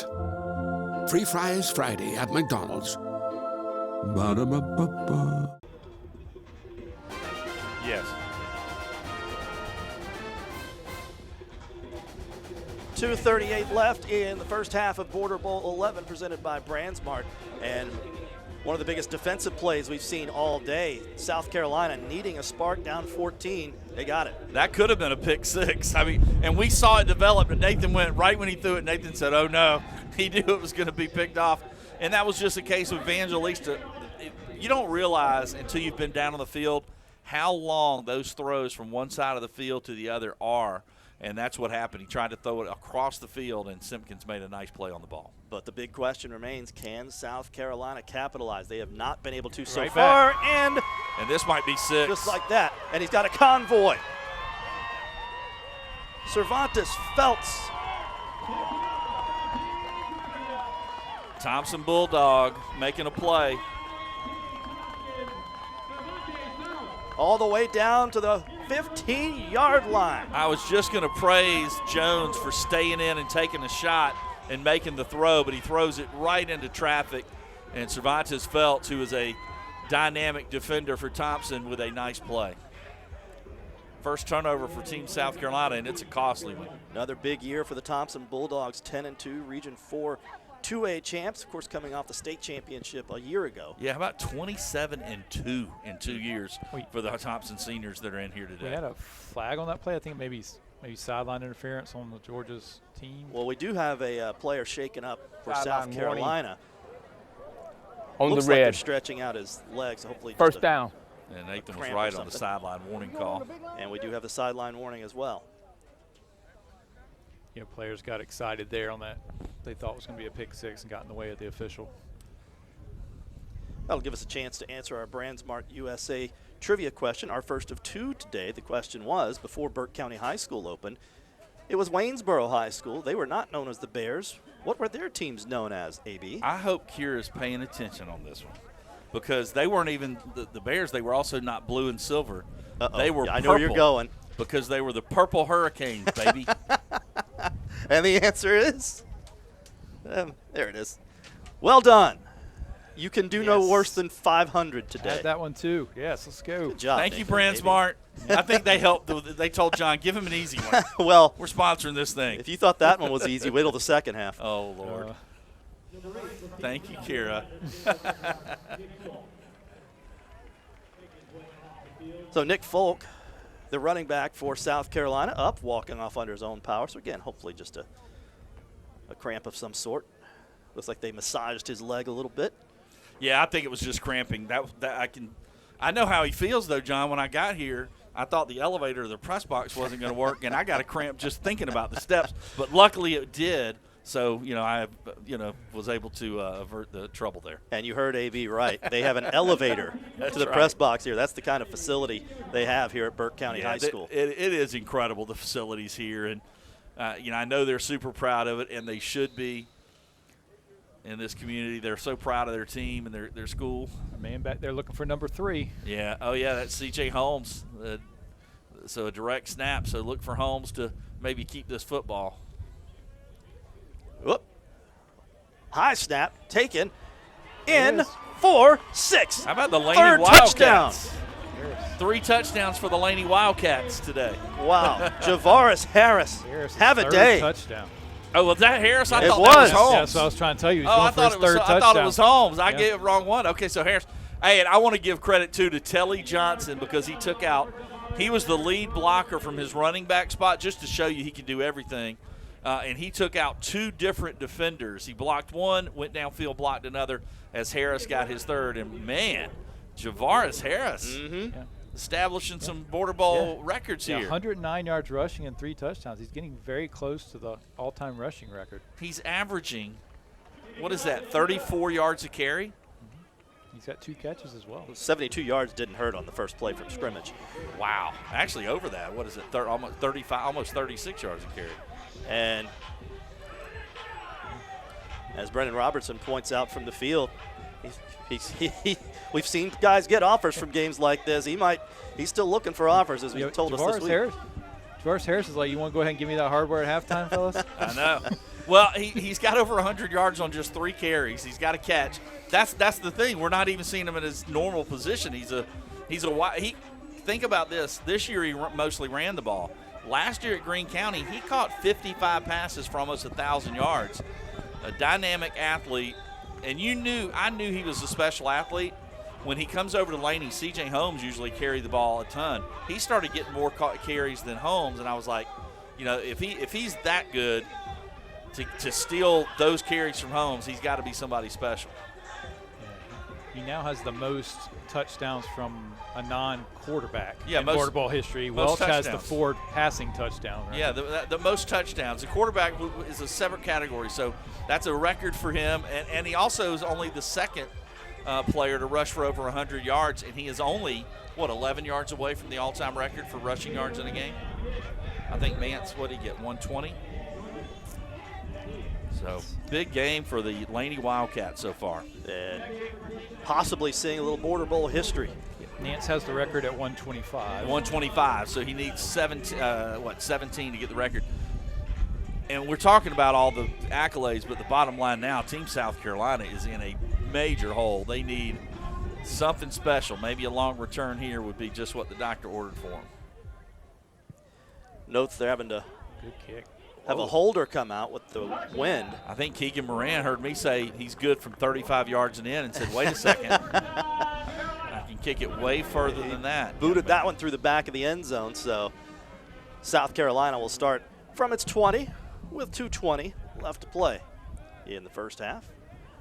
Well, and Team South Carolina had a golden opportunity there. They got the pick from Jaden Simpkins.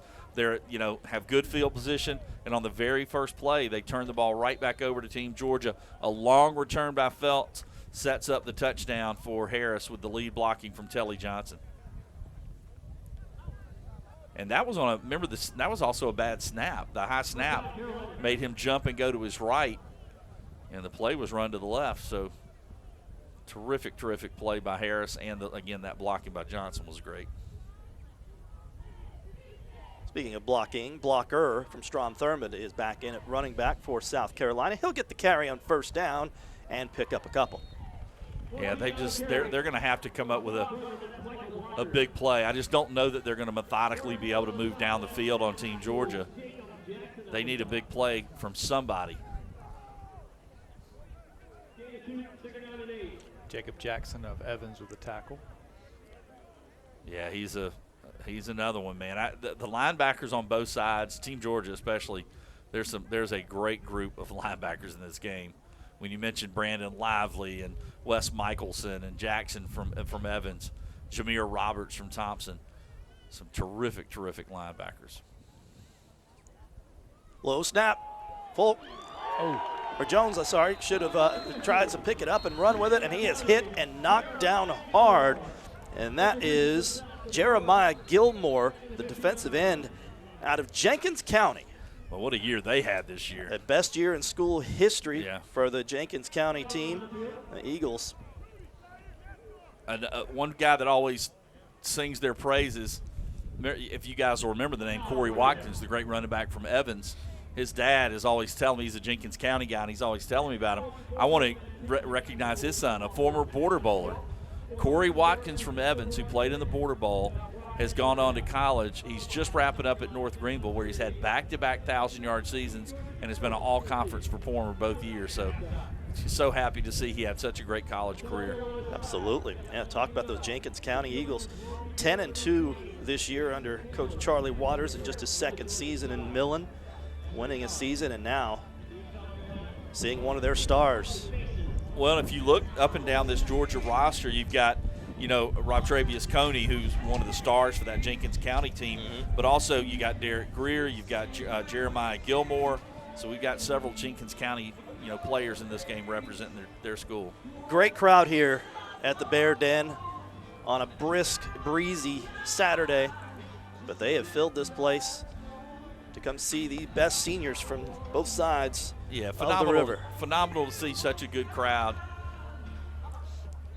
supporting these young men who are playing their final. For some of them, it's their final game. For some, just the final game, high school-wise, and they'll be moving on to play college ball. Yeah, that's what I thought we'd see here from South Carolina. You want to throw the ball and get the first down, but you've got to run the ball here because Georgia doesn't have any more timeouts. Yeah, you don't want to give up another score here before halftime. Let this clock run, punt it away, and regroup. Yeah, regroup. You're right. Regroup. Fourth and about 10. And looks like South Carolina is going to be in a kicking situation. Yeah, because you were shut out, barring something happening in the last minute. You're going to be shut out in the first half of this game, and you've only had 30 yards of total offense. Brian Smith going to watch that play clock, which is now at 13. That was Jaden Fuller's first carry of the game, by the way. That's a big old boy running the football. You bet. And the timeout should be called about right now. And that'll leave Georgia with 33 seconds on the clock. Talk about the guys who've gone on to college careers here, AB. There's been several Border Bowlers that have gone on to the NFL. Today, of course, the NFL playoffs start. Tonight, you have the Kansas City Chiefs playing the Miami Dolphins in what's supposed to be sub-zero temperatures. Yes. Hate that from my man Jalen Watson from Laney High School. It's going to be chilly up there. But with the wind chill, they're saying possibly 30 below. But he played in Border Bowl 4. And one of three that we decided NFL Three players just from Border Bowl 4. Just from Border Bowl 4. Then went on to JUCO route to Washington State, where he was all Pac-12 in 2020 and 2021. And he is a key member of that Chiefs secondary. And then you add from Border Bowl 4 Earl Bostic, who right now he's bounced between the roster and the practice team with the Dallas Cowboys, also in the playoffs. And then Marcus McKeithen, who is is a member of the New York Giants offensive line. He was drafted in the 5th round after he played at North Carolina. And it's interesting, McKeithen played at North Carolina in college. You mentioned Jalen Watson at Washington State, and Earl Bostic played at Kansas. So we had a Big 12, a Pac-12, and an ACC, all from Border Bowl 4. Georgia came after it, and they're going to have great field position. Ball is out. South Carolina believes they have it. That could be a great break for them. Now, you only have 28 seconds left. But a South chance. Carolina does have it. Yeah, number 19 came out of there with it, I believe. That's Brunson, the linebacker from Saluda. But, you only have 28 seconds here. Probably not going to be able to do anything with it, at least from what we've seen so far in that amount of time. However, Georgia was about to have the ball at the 36-yard line. Yeah. So it's a big play for South Carolina. Yeah, they've been able to get 3 turnovers in the first half.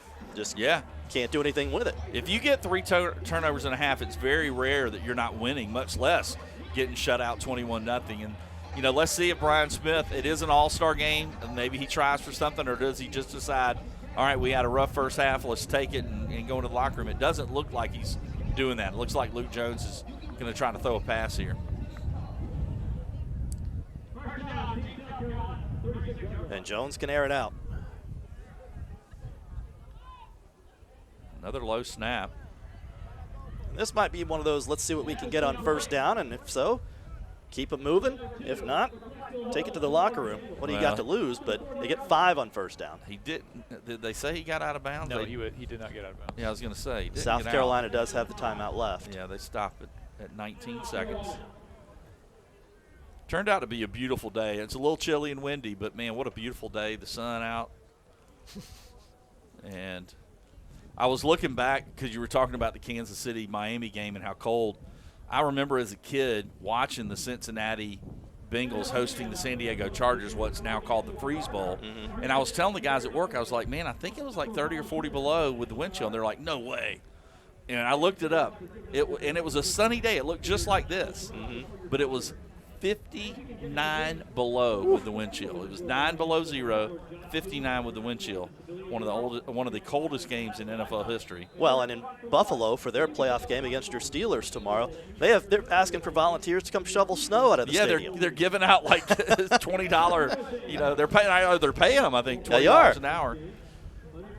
Yeah, I don't know what to expect from that game, but I saw a shot of a fly through of the stadium. A drone fly through, and this was yesterday. They're going to need plenty of workers just to clear the stadium to be able to play. 19 seconds left for South Carolina. Another low snap. And that's going to be well short. Well, Jones rushing now because he knows that Georgia defensive front has been able to get a lot of pressure on him. This is a kid, when given time, we know he can make the throws. We've seen it, but he was looking for Tamari Daniels from Blackville-Hilda. And that's the thing. If they could get the ball to these weapons, they've got some really special athletes at receiver. I mean, Demarius Tolan, Malik Scurry, you mentioned T.D. Daniels, Tamari Daniels from Blackville. They've got some athletes all over this roster at receiver, but just unable to really get them the ball in space. Jones. And another incompletion, and that'll bring up 4th down. And the coverage there by Team Georgia. That was Jeremy Richardson, another Burke County. The Burke County players have played well. Brandon Lavely, Jensen Brantley, and Gray with a nice long catch. And we see that Richardson's made a couple of nice defensive plays. They're representing their school nicely. Yeah, I'd imagine there's not going to be any Georgia player anywhere near this football. Yeah, just let them punt it and then take a knee and go to the locker room up 21-0. They've got to be thrilled considering, again, they've played a little bit of a sloppy game at times. But thanks to some big runs by Harris and, some nice throws in there from Evangelista and Meach. See if he can get this thing rolling and get a 60-yarder. Nope. So 41-yard line, I believe, is where that one went out of bounds. I stand corrected. Make it the 44. And that's where we... Well, the clock went to 0. The clock went to 0. Well, I think they're going to put some time back on it. Well, no, they're saying no. That's it. Yeah, so that'll do it for the first half of play. And what a half of play it was for Team Georgia, up 21-0. And Kira Goldstein is on the field with Georgia head coach Barrett Davis. Kira.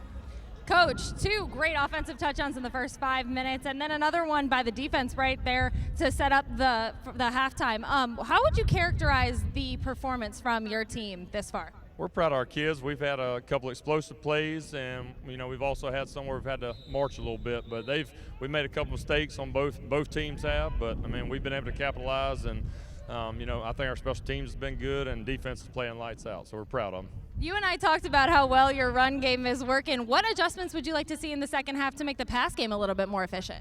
Well, I think we just got to find our rhythm and stuff, and we've completed a couple deep ones, but stuff short to intermediate, we've got to be able to hit those guys. We're not making good reads on that, so we just got to make an improvement there. You look like you're having a ton of fun out there. How great has it been to work with your assistant coaches and coach Team Georgia in Border Bowl 11? It's been honors. It's for a good cause. We're able to pick some of the top kids from CSRA, and our coaching staff's great. We've got a lot of head coaches and coordinators and assistants I've known for a long time, and they're doing a great job. I haven't really had to do anything. So, thanks so much, Coach. We appreciate it. We'll see you in the second half. We will be right back. Ready to develop more than a career? Science Co., formerly Solvay, a global leader in science and engineering, is hiring right here in Augusta. Chemical engineers, instrument and electrical engineers, and maintenance technician. Apply at sciencec.com/career. News Nation Monday. It's an Iowa caucus special report. Trust Decision Desk 24 to bring you the votes as they come in. And the best political team across Iowa from key caucus sites. Monday night starting at 7 Eastern, only on News Nation. When you call my office, you get the power of over 40 lawyers and 200 support personnel. I was coming home from work and I was turning in my driveway.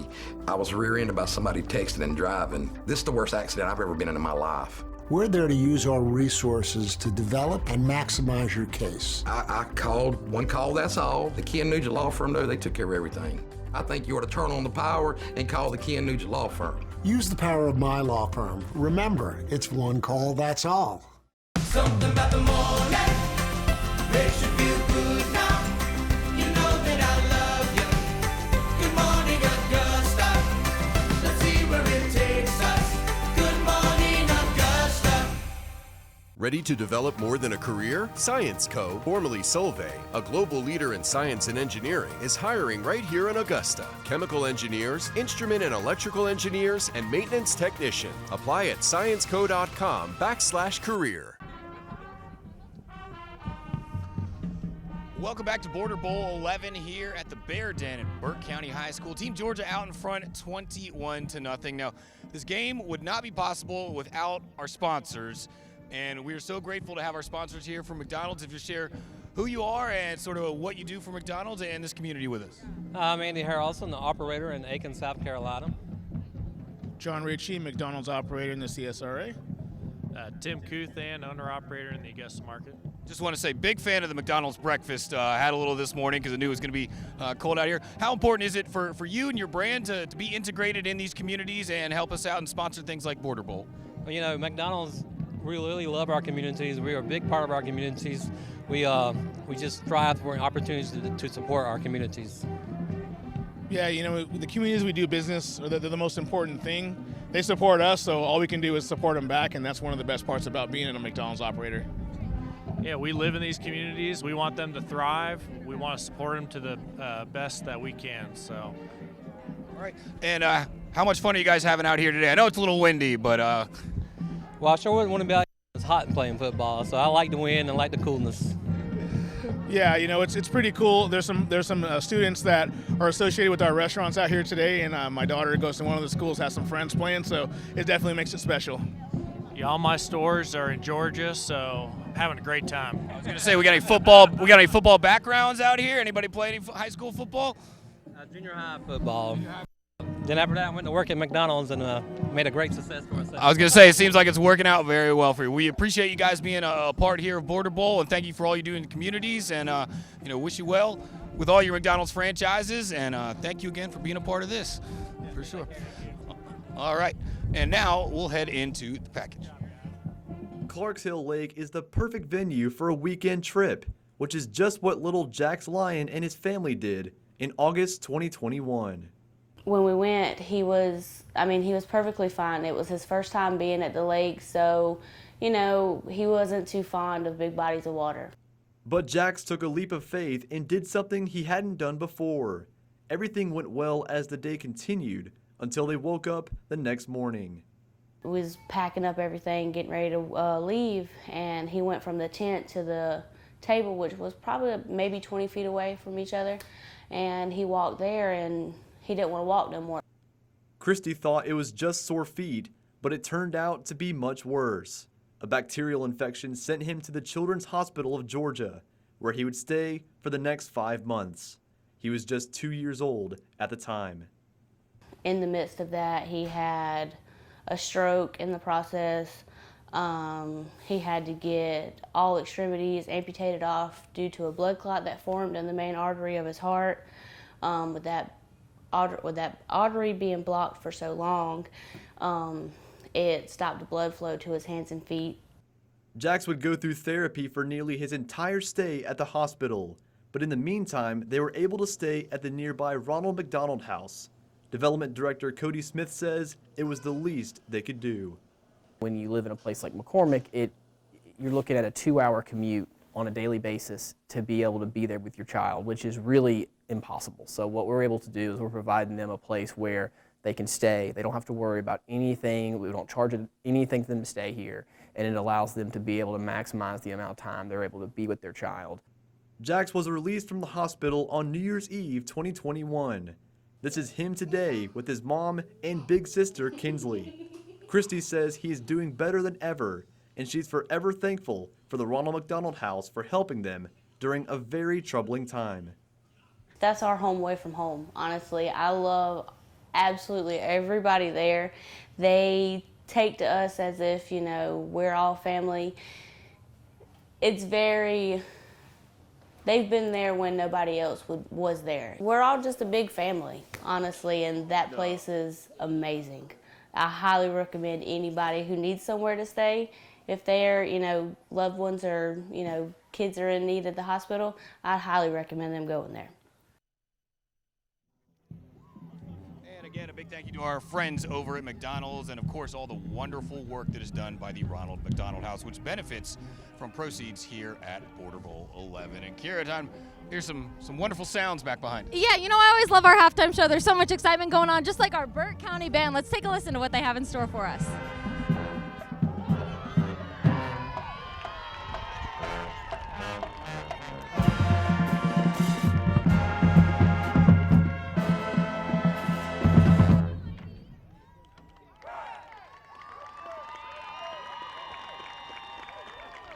Fans, let's hear it for the Burt County Band, the pride of Burt County.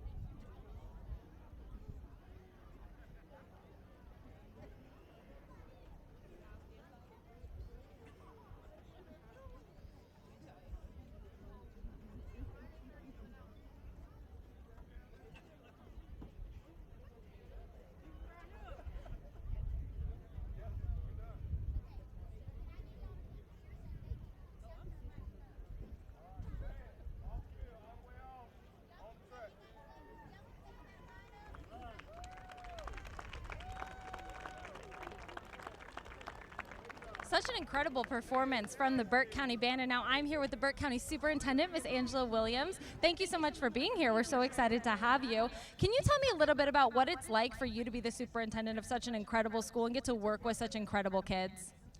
You just said it. It's home for me. I've been here for over 3 decades. We have the best kids that a school district could possibly have. Talented, as you just saw here with our Pride of Burt County.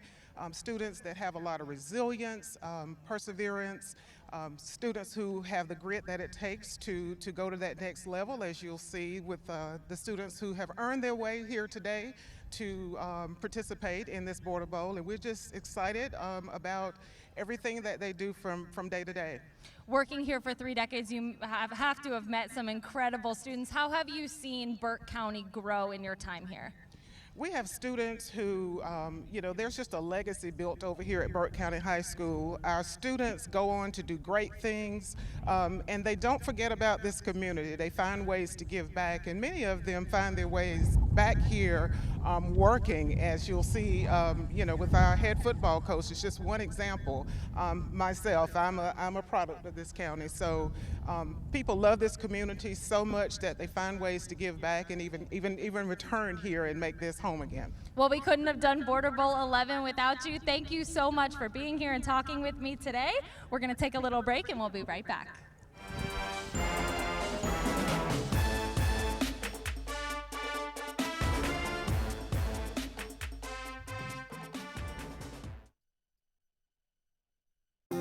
Did you know that 1 in 5 adults have undiagnosed high blood pressure? And did you know that high blood pressure contributed to more than 500,000 deaths in 2019? We can help. Call the East Central Health District today. More than 8.5 million Americans have undiagnosed diabetes. Heart disease, kidney disease, and blindness are all complications from diabetes. Don't let this happen to you. We accept self-pay, most major insurance, and Medicaid. Call now. Hey CSRA, Mike Murphy here for your Miracle Dealerships. Can you believe it's already been 5 years serving this community? Well, to celebrate, this January, we're having a legendary sale with deals so good I cannot publish them on TV. So here's what you gotta do. Head down to any of my 5 locations or mymiracleadvantage.com to unlock your deal of a lifetime on any new or pre-owned vehicle. Thank you so much for 5 great years, and cheers to so many more to come. Learn more at mymiracleadvantage.com, Facebook, or Instagram. BrandsMart USA Augusta's Appliance Headquarters is now open. Save in-store or online today on GE Appliances. This range with microwave is now a low $859.98. This washer and dryer pair is only $999.98. And this side-by-side refrigerator is $1099.99. All with special financing available. Hundreds of appliances are in stock today, ready to take home or have them delivered. BrandsMart USA, now open in Augusta. Proud sponsor of the 2024 Border Bowl. Smart of USA. And Kira, Border Bowl, not just about the top high school senior football players in the area. We've got the top senior cheerleaders from both Team Georgia and Team South Carolina going to battle it out here at halftime. And right now it's time. Let's hear it for your Team South Carolina Stallion cheerleaders. Let's hear it.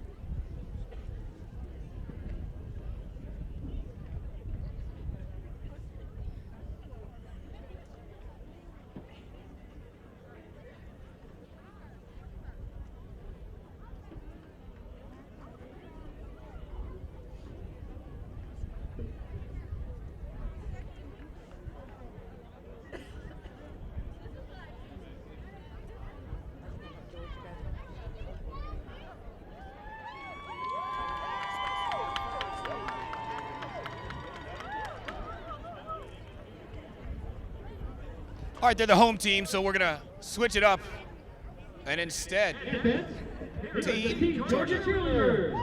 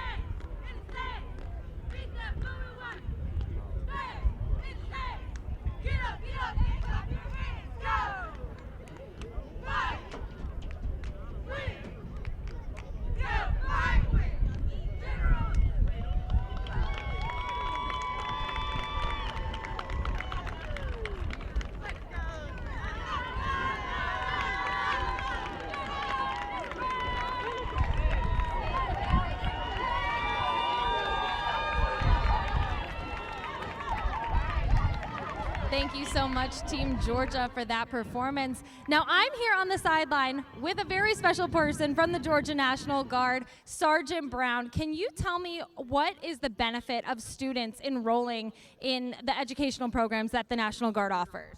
So with the National Guard, we're a reserve component of the Army, meaning you drill 1 weekend a month, 2 weeks annual training, but we do pay 100% tuition assistance to the school, and then you get paid a monthly stipend called your GI Bill while you're in school. And what is the process for someone who wants to join the National Guard? So with any military branch, you do have to take the ASVAB, so they can either take it at school or they can take it with a recruiter. And what has been the most rewarding part for you being a part of the Georgia National Guard? So when I have the person that I recruited and they become an officer, they graduated from college, have kids, et cetera, et cetera. So with the Guard, I have been a recruiter for about 10 years. So I've got to see that entire process. Wow, well, thank you so much for everything that you do. We really appreciate you being here and talking to me. And for now, we're going to be right back.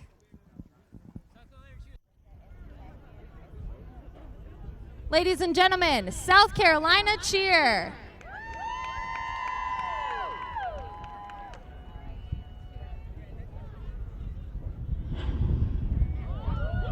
Bring 'em out, bring 'em out, bring 'em out, bring 'em out. It's hard to yell when the barrel's in your mouth. Bring 'em out, bring 'em out.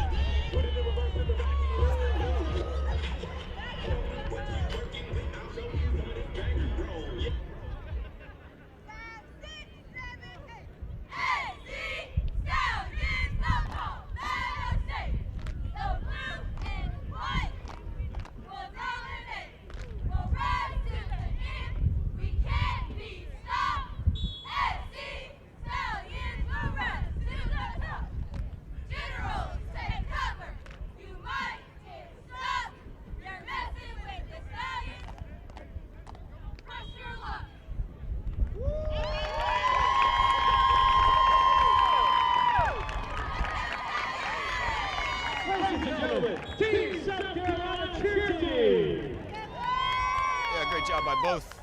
We hope you enjoyed the Nichols Law Firm halftime show. We're coming, 10 seconds.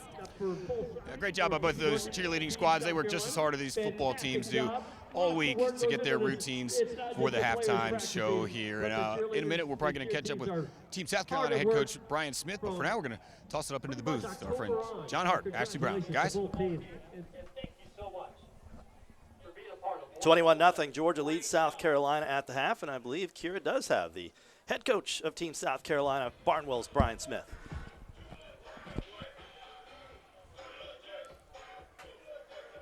Coach, 21-0, got a little work to do. What's the game plan to try to make some adjustments second half? We got to get a first down. You know, we run the ball pretty crappy on third and short, and just got to try to sustain the drive. First 4 minutes, second half, reported. We got to go do something right now, make some plays. Right, you guys took a couple shots early, but slowed things down, and still plenty of time left to get some momentum. We got that. You know, the wind's kind of killed our passing game, but we'll keep trying. Awesome. Good luck. Thanks, Coach. Thank you. John A.B., back to you now for real. Brendan, thanks a lot. It's breezy down there, can make it kind of hard to hear sometimes, but we appreciate Coach Smith for his time. And yeah, it's just interesting. We talked about the wind a lot at the outset, but it really has had more of an effect on the game than I think we thought it might have. Yeah, oh, absolutely. You noticed before the game, some of the pants and flags and everything whipping out there, and you don't think about it. You're in the press box calling the game, and especially if you're trying to go downfield. Short passes, maybe it doesn't affect as much, but when you're trying to go downfield, no question it can alter the passing game, and it seems like they've tried to maybe go short because of that. We'll see. They're going a different way on the field, and Team Georgia was able to throw a little more downfield. Let's see if that helps South Carolina go in the opposite direction in the second half. And, of course, 21-0 as we get ready for this second half. And Team South Carolina will have the opening kickoff after this. Thanks for watching High Coles Law Firm Halftime Show. 6 days of the week, when you steal a fry from your friend, they can say, "Hey, I paid for those." But on Free Fries Friday, they can't. Free Fries Friday at McDonald's. Ba-da-ba-ba-ba. BrandsMart USA Augusta's Appliance headquarters is now open. Save in-store or online today on GE Appliances. This range with microwave is now a low $859.98. This washer and dryer pair is only $999.98. And this side-by-side refrigerator is $1099.99. All with special financing available. Hundreds of appliances are in stock today, ready to take home or have them delivered. BrandsMart USA, now open in Augusta. Proud sponsor of the 2024 Border Bowl. When you call my office, you get the power of over 40 lawyers and 200 support personnel. I was sitting at a red light and a drunk driver turned the corner and hit me. My car spun around and it was like my life was flashing in front of me. A lot of people recommend the Ken Nugent Law Firm. You couldn't ask for a better attorney. We're there to use our resources to develop and maximize your case. Get the power, get the Ken Nugent Law Firm. Use the power of my law firm. Remember, it's one call, that's all. 6 days of the week, when you steal a fry from your friend, they can say, "Hey, I paid for those." But on Free Fries Friday, they can't. Free Fries Friday at McDonald's. Ba-da-ba-ba-ba. Back in Burke County, getting ready for the second half kickoff. Georgia leads South Carolina 21-0. Carolina will get the second half kickoff. But before we do that, let's get you your QBs by the quarter. Quarter number 2, brought to you as always by Culpeper Ace Hardware. Yeah, Luke Jones was 4 of 8 for 13 yards and interception. Coach Brian Smith talked about the struggles with the wind throwing the football on the Georgia side. Harlem's Evangelista was 3 of 5 for 49 yards. He also had an interception. And then Washington Wilkes' Meach is 4 of 5 for 35 yards, and he has an interception as well. And as we get ready for the second half, the one stat that stood out to us up here in the booth at halftime, total yards. Georgia, 222.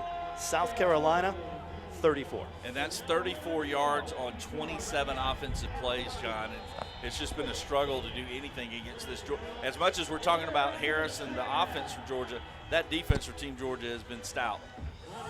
And again, a few storylines as we start the second half. If you're just tuning in, Georgia trying to even the all-time series in Border Bowls at 5 apiece. Georgia going for its 3rd straight Border Bowl win.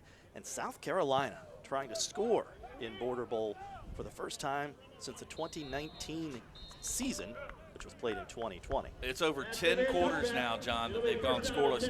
124 minutes and 10 seconds, to be exact, since the last time they were able to score in a Border Bowl. Nathan earning his money today, keeping up with the exact seconds. But Carolina has the ball to start the second. Start from the 20-yard line. And you could hear Coach Smith, not frustration necessarily, but man, he just wants it for his team. And, I think he realizes how important it is this first drive to maybe try to create something. They've got Atterbury in at quarterback. And in the first half, he was more of the runner. And now, as if on cue, he's going to throw it and complete it for a gain of 2 on the near side. That was Demarius Tolan from Strom Thurmond. Yeah, Tolan is a kid that can definitely make plays. He was a little overshadowed by Braylon Staley on his team this year, but Tolan in his own right, 53 catches, 776 yards on the season, along with 7 touchdowns. He is committed to North Carolina Central University. Ended up picking up 3, so 2nd and 7.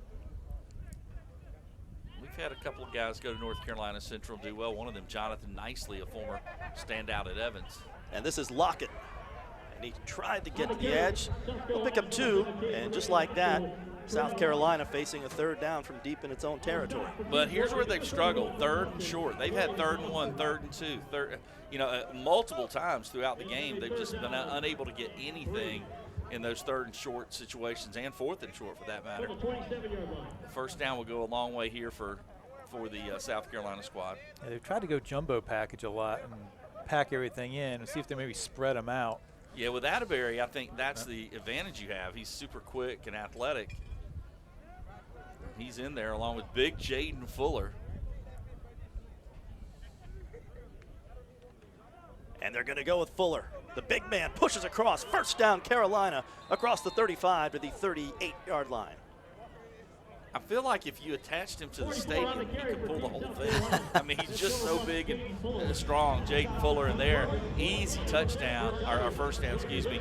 You saw him, and once you get a hold of him, even if you get his legs, he's so hard to bring down.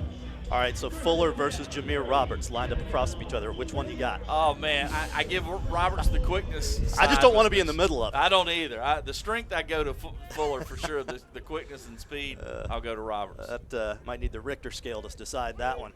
Carolina hadn't had a lot of first downs. Do have one here. And a pickup of 4. So a little bit of rhythm for South Carolina to start the second half. Well, an excellent job by Atterbury to break a couple late. of tackles. And we do have a flag late. That might be on Team Georgia after the play. A personal foul on red, personal foul on white, offset, 3rd down. Again, Ted Miller, our referee. A little pushing and shoving after the play. Should be 2nd down. 2nd down and about 6. So again, not big plays, but some positive stuff here to start the second half for Team South Carolina. And that first down by Carolina was another life link with Georgia first down. Thank them for being with us this year on Game Night Live and Border Bowl. Atterbury and Lockett in the backfield for Team Carolina. 2nd and 5. And Lockett straight ahead. He'll be close. Man, how many 3rd and 2, 3rd and 1, and 4th and 2? They've had so many of those in this game. Last time they went with kind of a power formation with Jaden Fuller. This one's going to be a little longer, though. It's going to be a long 2, almost 3. Never fails, whatever you're struggling in. It keeps happening over and over. It keeps happening. And they're not bringing in Fuller. It's going to be Lockett. So let's see if Atterbury keeps this one. That was very deep, Nathan. Life advice from Nathan Edwards. Thought I'd sit next to Confucius over there.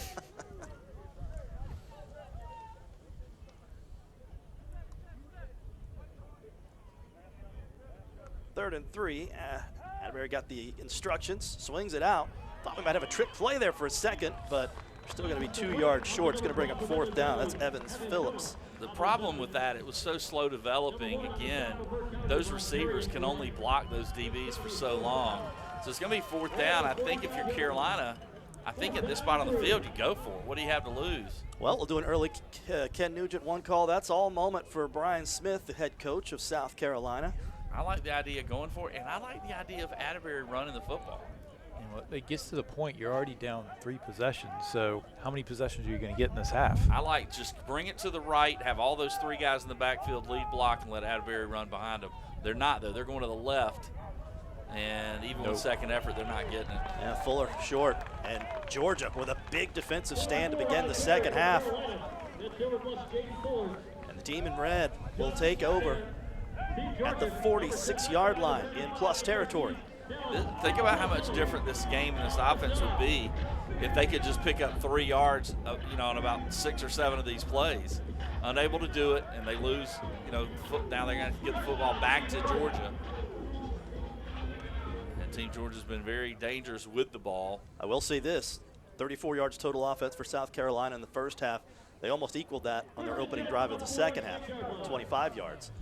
But turnover on downs, and Georgia now in great field position at the South Carolina 46. And it's Meach from Washington Wilkes back in at quarterback to start the second. And he'll give to Big Telly Johnson. Johnson spins out of one tackle and dives out of another one. One of the tougher 6-yard runs you're going to see. Man, he is so fun to watch. I'm going to miss watching him play in high school, but I'll get a chance to see him in a little bit of action during the week, of course, when he goes up next year to play at Northern Illinois. Yeah, Telly Johnson had such a great year, really the last 2 years, but this year he had 1,339 yards on just 169 carries, 21 rushing touchdowns, and he also had 79 tackles on defense.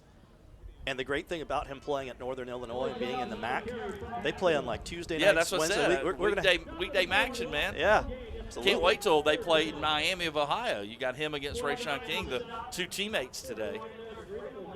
It's going to be third down here for Team Georgia, though. Let's see if – oh, yeah, that's true. I good Brendan in our ear remind us, Jaden Fuller also going to Miami, Ohio. So we'll have a lot of reasons to watch the MAC. Oh, no. And think about how many pros and great players they've produced over the years.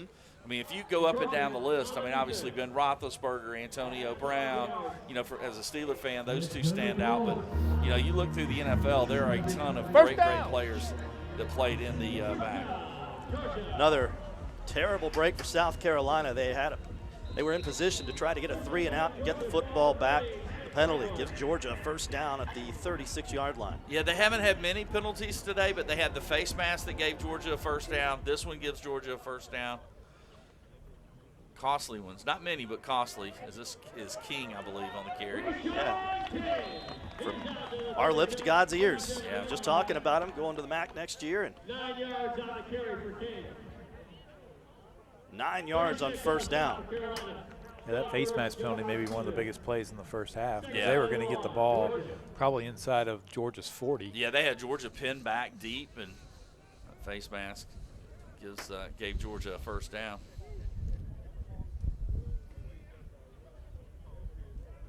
Yeah, it seems like Barrett Davis is equally comfortable with Meach or Evangelista. I think we're going to have a hold here as they get around the side for the first down, but I think that's coming back.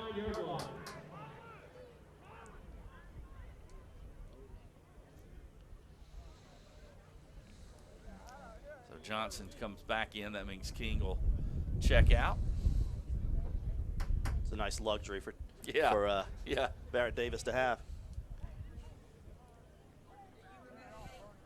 Illegal block in the back against Team Georgia.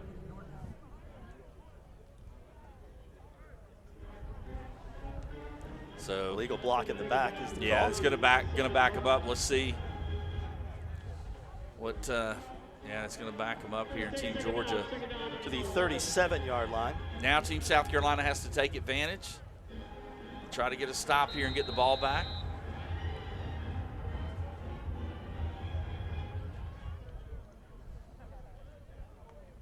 Is that the Kentucky fight song? Meach. He's got some room to run. Does have room to run. He's being chased by about 7 white shirts, and he's going to outrun them to the 25-yard line. Yeah, I said when he first came in, you know, he can throw the football, but he's a little bit of a dual threat. He's an athlete. He's got some speed, and he played for some good teams at Washington Wilkes. As a matter of fact, he took over as a junior, as a starter, from one of the most dynamic players we've had in the area in quite some time, Dalen Cobb, who is now a talented wide receiver at Georgia Southern. Well, they had a ton of open ground, and Strom Thurmond's Jamara Stevens really closed fast. Yeah, Juju Stevens, man, he is I think he's an underrated player because this year he sort of took a backseat offensively when they had a lot of kids transfer in, but I really like Juju Stevens as a linebacker. Yeah, Telly Johnson back in. And he'll fight his way probably back to the original line of scrimmage. Yeah, Telly hasn't really been able to get going yet, and that's how you stop him, is you get him before he gets ahead of steam up. Yeah, good job. Good pressure up front that time by the South Carolina defensive front. I mentioned the disparity between total offensive yards between these two teams at halftime. Georgia with 138 on the ground.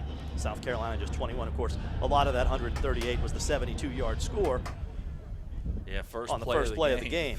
First play from scrimmage, Javaris Harris, one of his 3 touchdowns, a Border Bowl record. Johnson again. No gain again. Yeah, we just wait until they put him back out on the field. We know everybody get another touchdown. Yeah. If you just tuned in, You have missed the Javaris Harris show. 3 touchdowns on 4 carries. Well, the coaches don't know the record books, right? They don't realize he's only 17 yards away from becoming the all-time leading rusher in a Border Bowl game. But I got a feeling he'll get it, if he just gets 1 or 2 more carries. Nathan, run the record book down to Barrett Davis. Meach in trouble. Made one man miss. Now he's got time. Huge block. There is a flag. It's going to be one of those blindside block calls, I think. It's so hard as a player not to make that hit. Yeah. 20 years ago, that was That's fun hit. Huge play. Now it's a penalty.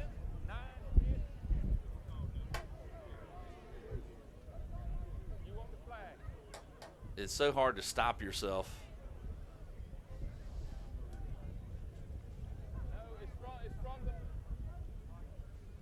And Mr. Miller, the stage is yours.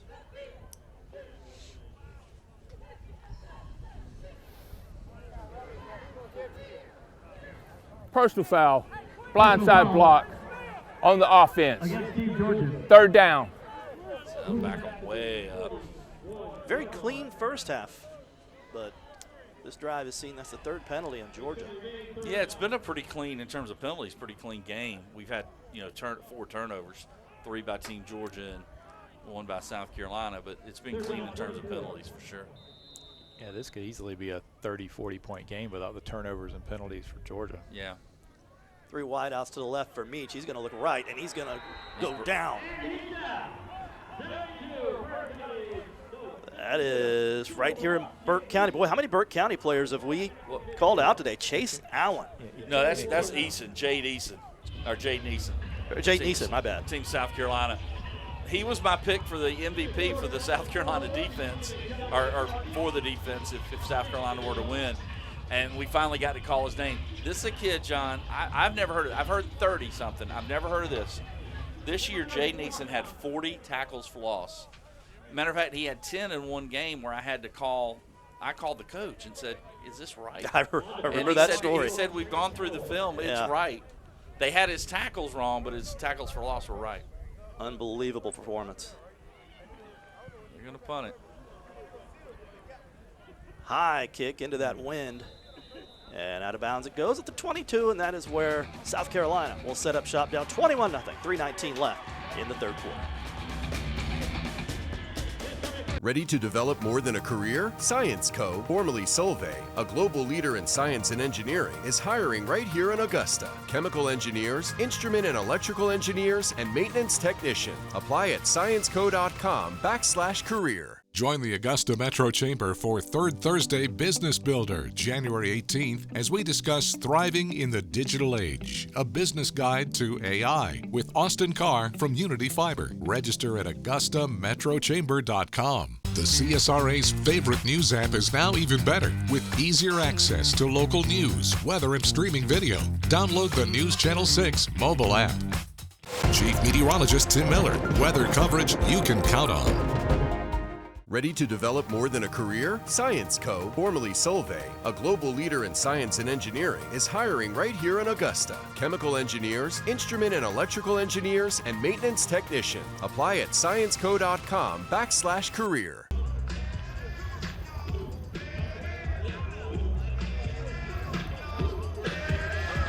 Beside me right now is both Waynesboro and Augusta. Coach Eric Parker. And Coach, I just got to ask, I've heard you talking to some of the guys, what's it like to be back on this sideline, live football going on behind you? Well, it's great. Just all week, going out to practice, being around the guys, the coaches and players, it was awesome. And, you know, I'm just a little bit partial, but I don't think there's a better place or venue that we could be hosting this than right here in the Bear Den.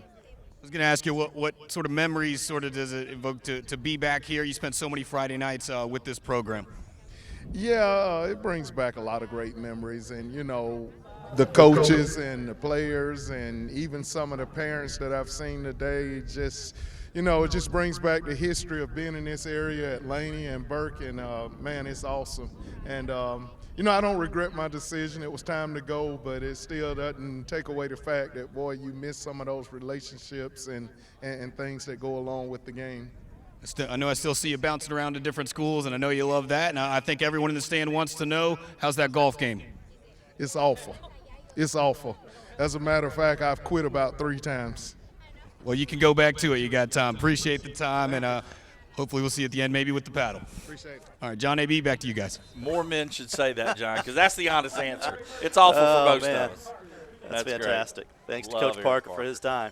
One of my favorites for sure. You bet. So much fun covering him and his teams over the last 20 years. And the first down pass is complete for 5-yard gain up to the 40-yard line. Yeah, Moore with the tackle, slam the receiver down, but they do pick up nice yardage there. Antron Butler. And while we got a second, let me tell you about our friends at McDonald's. Right now at McDonald's, get any size of your favorite frozen drink, like a new Hawaiian frozen punch or any size McCafe iced coffee for only $1.89. McDonald's, I'm loving it. And close to a first down pickup on second down, and it's going to be a first down. Yeah, Jaden Fuller with another first down. Well, actually, they said Jaden Fuller. It was 14. Yeah, that was 14 Michael Blocker, not 44. So, and bear with us, folks. That with there's a glare right in our eyes. And sometimes these numbers are a little tough to see today, and we want to try to recognize all of these all-stars. Indeed. And it's funny because we're not used to calling in high school stadiums during the day. Yeah. And so you have to get used to the glare and the position of the sun. On the carry, that's 14 from third with Michael Blocker. Michael Blocker Jr. on the first down carry for South Carolina. Yeah, second straight tackle for Anterion Moore from Evans High School. 2nd and 7. Yeah, this is Eric Parker, who they just interviewed. This has been a pretty cool day for him. Burke County hosting. All the Burke County players are playing well. And, of course, he coached at Laney before that. And Laney's guys, as Javaris Harris and C.J. Holmes, have played well.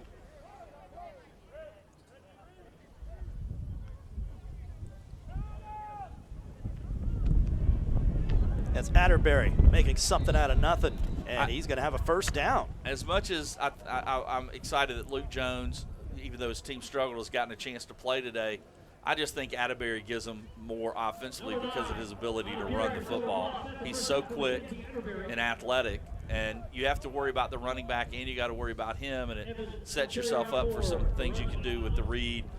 Do a read option. He can throw the ball. I just like him in there. And right now, it's showing they're moving the ball a little bit better than they did in the first half. Into Georgia territory now at the 44-yard line.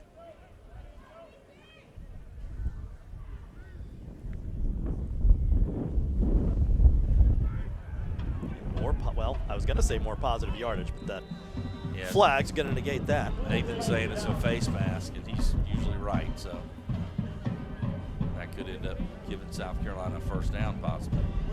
This is the best drive they've had. And really, if I'm not mistaken, I think they already have more yards in the second half than they had in the first. So we're going back to the line of scrimmage. Okay. So we got an incidental face mask occurred behind the line. Ball carrier got past the line, so we bring it back to the line. Officials are discussing where to spot the ball. So they're saying it's an incidental face mask, I believe, so it won't be the 15-yarder for the first down. Incidental face mask, 5 yards on the defense. First down. So ended up being on South Carolina. Good call, Nathan. And so it was positive yardage after all that. Yeah, I thought Carolina was going to get the first down on the call, but incidental. And you heard, I don't know if you guys could hear good, the officials really talking it through, and we'll bring it back to the line of scrimmage. It occurred behind the line. So the end result's 1st and 5 from the 39, and it's going to be 2nd and 6 from the 40. Chance Bush. Yeah, Rodtravius Coney from Jenkins County also flying in there. We talked about the year they had. Rodtravius Coney, also 1,000-yard rusher. doing a little bit of everything for Team Georgia. Yeah, Chance Bush usually gets a little more attention for his offense there with a big tackle on the defensive side. He was one of those great lead blockers for Laney with that rushing attack with Holmes and Harris. False start. So it'll go from 2nd and about 7 to 2nd and 12. Second down. Penalty. Goes back to the 46-yard line. Hey. Well, you just wonder at some point with Demarius Tolan at 6'4", and the defensive back covering him is about 5'9". At some point, do you maybe take a deep shot at Tolan? Well, we're going to have to wait and find out, because that'll bring us to the end of the third quarter of play. 12 minutes left to decide. Border Bowl 11 presented by BrandSmart.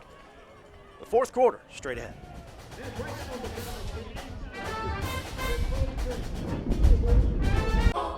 Want to play between the hedges? Work out there, up there, down there, everywhere. Then you could play between the hedges.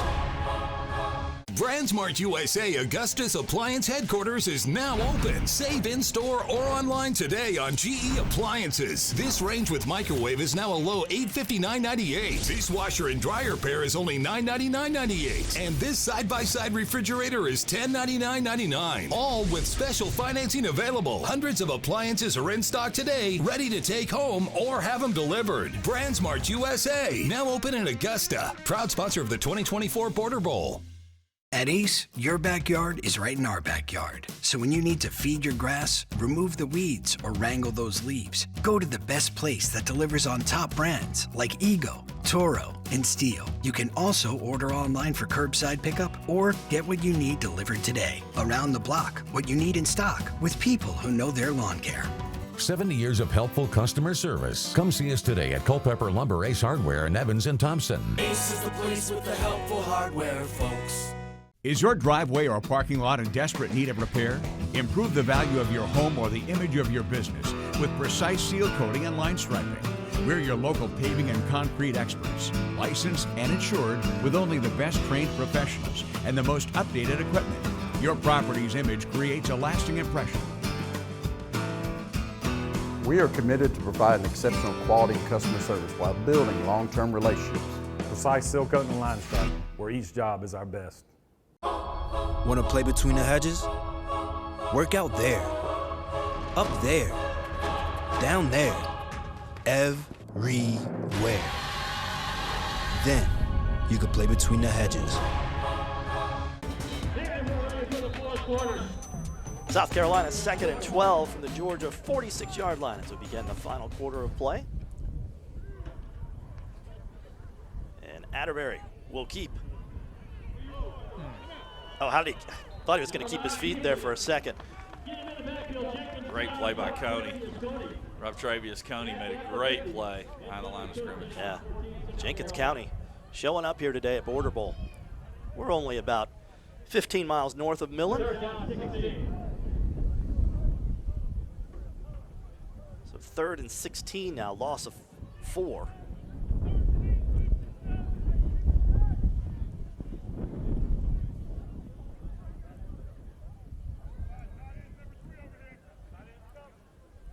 You would assume this is 2-down territory. Yeah, you would think so. With the score. He's had some time here. Atterbury. Oh, and that's, boy, they're very fortunate that that wasn't worse than it was. Evans Phillips, the intended receiver. Well, it seems South Carolina's going to, that might be close to a first down. I don't know that the flag is on the hit. Let's see what the flag is. Pass was low. He's covered up. Lost it down. 4th down. Well, that takes the 2 downs territory out of it. That's a little bit worse than what if it had been on the hit. Yeah. 5 yards. He was covered up.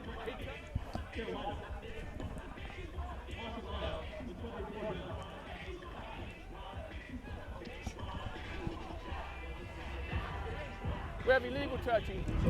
By the offense. Lost it down. 4th down. At South Carolina will be forced to kick. Yeah, have to punt it away here and down, and now you just hope the defense can get a 3 and out and get you the ball back. Jameer Roberts back for Georgia. He'll catch it on a hop, and he's going nowhere. A little bit dangerous, but man, if you're a return guy, getting that hop like that and getting a run, but South Carolina covered it well. Let's get you our QBs by the quarter for quarter number 3. Brought to you as always by Culpeper Ace Hardware. Nathan. Yep, and passing's kind of stayed the same. No passing yards there in the third quarter for Georgia. Evangelistas from Harlem, 3 of 5 for 49 and interception. Meach is still 4 of 5 for 35 yards and interception. And then definitely kind of have made the switch on the South Carolina side. Now 3 of 3 for 10 yards is Atterbury. And our thanks to Culpeper Ace Hardware for being with us all year on Game Night Live and Border Bowl, as they have been for so many years now.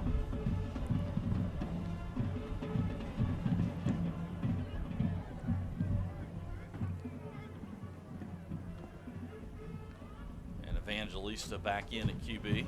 With Telly Johnson from Hepzibah and Johnson. Get back to the original line of scrimmage. We talked about Evangelista earlier. Again, 24 touchdown passes on the season for Evangelista, and that was against just 3 interceptions, and he also ran for 12 touchdowns. And took Harlem to the playoffs. Bulldogs have been to the playoffs for 3 straight years now, 7-4 season. Also was a part of one of the best games of Game Night Live all year, that back and forth 43-35 game against Midland Valley. And that was early in the season before we realized how good Midland Valley was. Yeah. Harlem gave a heck of a game.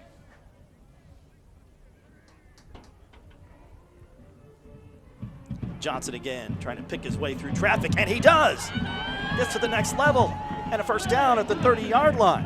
Well, Nathan said he hadn't been able to get going, get ahead of steam, and when he gets that big body going, he's so tough to bring down. That's a big one there for a first down.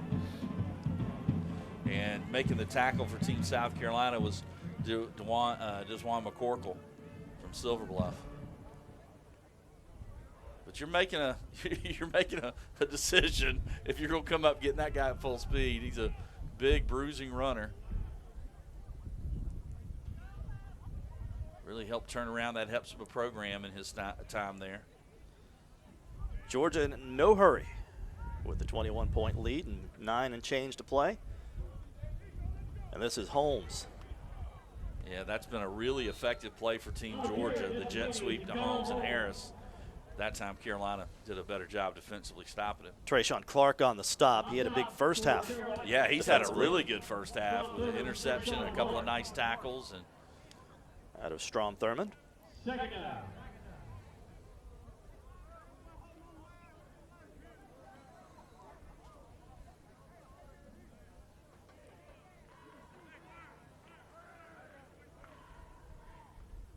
Evangelistas tried to swing it out for Holmes. Couldn't connect. Yeah, a little bit of a stumble here on this possession for Team Georgia. They set up now 3rd and long.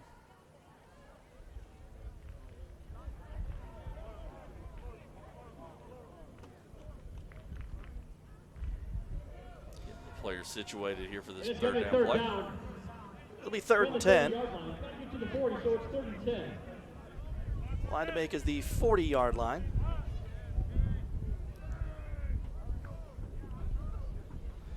Evangelista being chased, spins out of one tackle, and somehow got rid of it. Boy, That'd heck be of a just job. an incomplete pass, but great footwork by Evangelista. When he first rolled out, he had Harris wide open on that play, and I think he was looking further down field. Big number 72, Jay Neeson, almost had him, but he was able to get rid of the football and save the sack. It'll still be 4th and 10, and Team Georgia will punt it away. BrandSmart USA, folks, they're Augusta's appliance headquarters. They're now open in the Augusta Exchange. Hundreds of appliances in stock and ready to go. BrandSmart USA, favorite brands at lowest prices.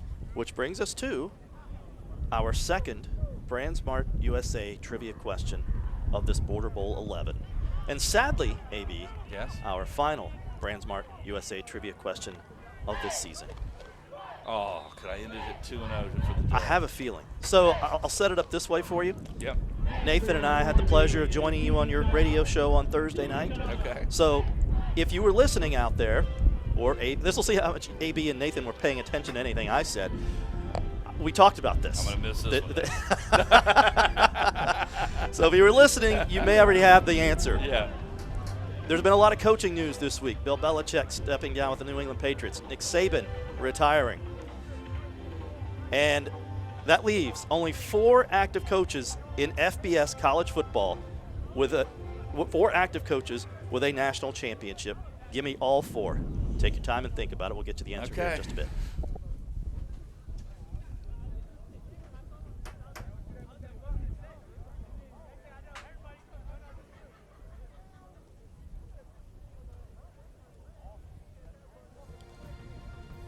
Well, we have a second. Let's send it down to Brendan Robertson on the sideline. All right, we'll catch up with Brendan right after this commercial break. Stand by.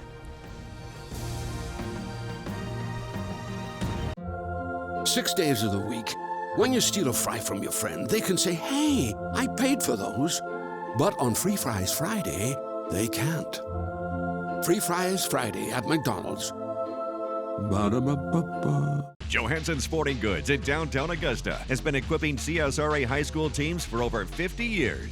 I think their service is unbelievable. With them being local, everything's here quickly. They've met the needs of all my players and coaches, and I highly recommend Johansson's to anyone. No matter the sport, Johansson's has you covered. Uniforms, bats, balls, gloves, hats, scorebooks, you name it. If you need it, Johansson can get it. Johansson Sporting Goods, 1116 Broad Street, downtown Augusta. 6 days of the week, when you steal a fry from your friend, they can say, hey, I paid for those. But on Free Fries Friday, they can't. Free Fries Friday at McDonald's. Ba-da-ba-ba-ba.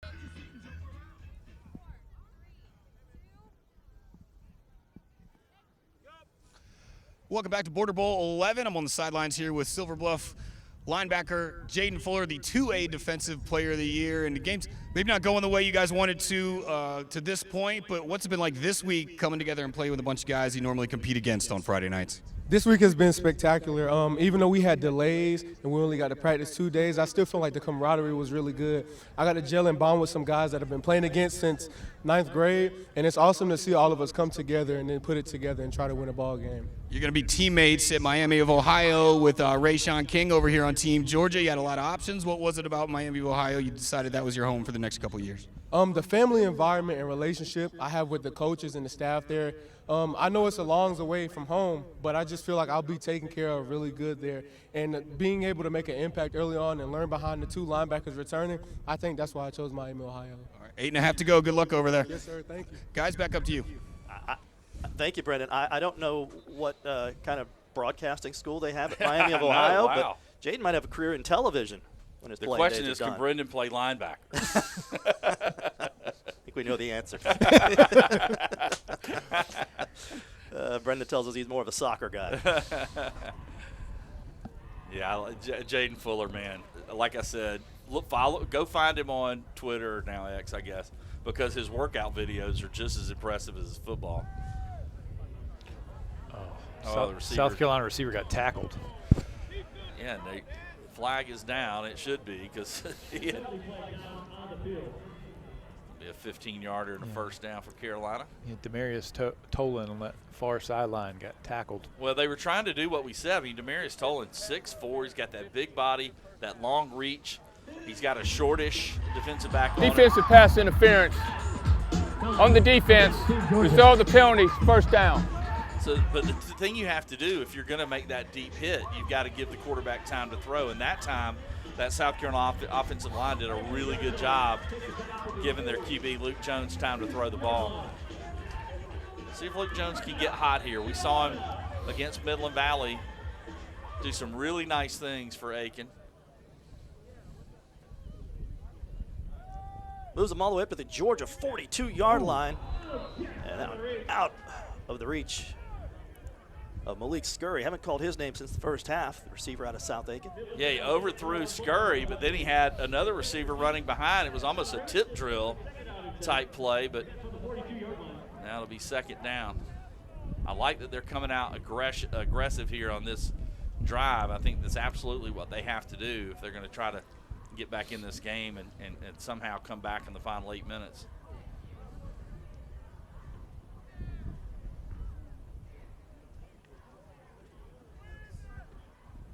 And not much on second down either.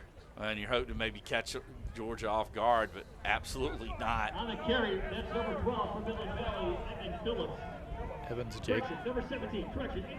Evans Jacob Jackson with a tackle in the backfield. Yeah, Jackson, who has been a stellar player for Evans over the last 3 seasons. At the 42-yard line. This Team Georgia defense, they're trying to make it 12 straight quarters of not giving up a single point in border ball. And of course, different players each year, but you know these guys want to keep that going. As we said earlier, you don't want to be the team that – you want to be the South Carolina team that breaks it. You do not want to be the Georgia team. Yeah, it's over 140 minutes now, the streak. And another one sails over the head of Tamari Daniels. Yeah, Daniels made a little bit of a business decision there. He had that left hand up for a second, and he put it down. Nah, I'm good. This is an all-star game. I'm good. Values that rib cage a little bit.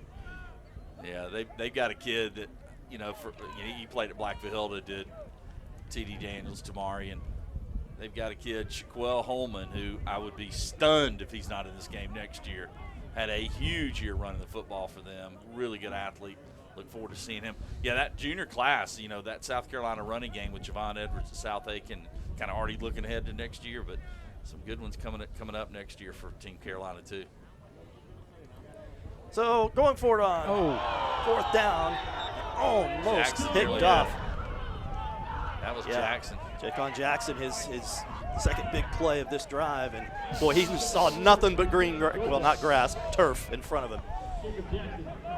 Yeah, Jacob is, like I said, 3 straight years he's been the leader of that Evans defense. First down, Georgia. But either way, it'll be Georgia ball at the 42-yard line.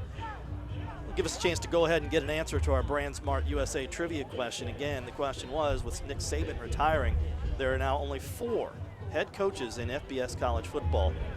That's hard to believe, by the way. It is, that have a national title. Name all 4. Well, I'm going to go, obviously, this year, Jim Harbaugh. You've obviously got Kirby the last 2 years. 3 are obvious, I think. Yeah, and Dabo is obvious from Clemson. And the one that's a little trickier, because he didn't do it at where he's at now, Mack Brown at North Carolina won it back in 06 with Texas. Ooh! Good catch by Carl Holmes, and hauls it in and takes the hit. So was that easy enough for you, AB? You don't know how happy I am. I'm going to be smiling the whole drive home. AB finishes on a good note, and we want to thank Brand Smart USA for being our sponsor this year. It's hard to believe, but when Saban's hogging all of them, nobody else gets it.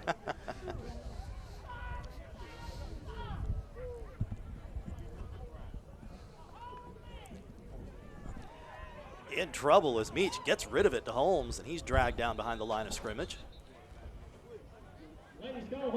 We just got a visit in the booth from the Richmond County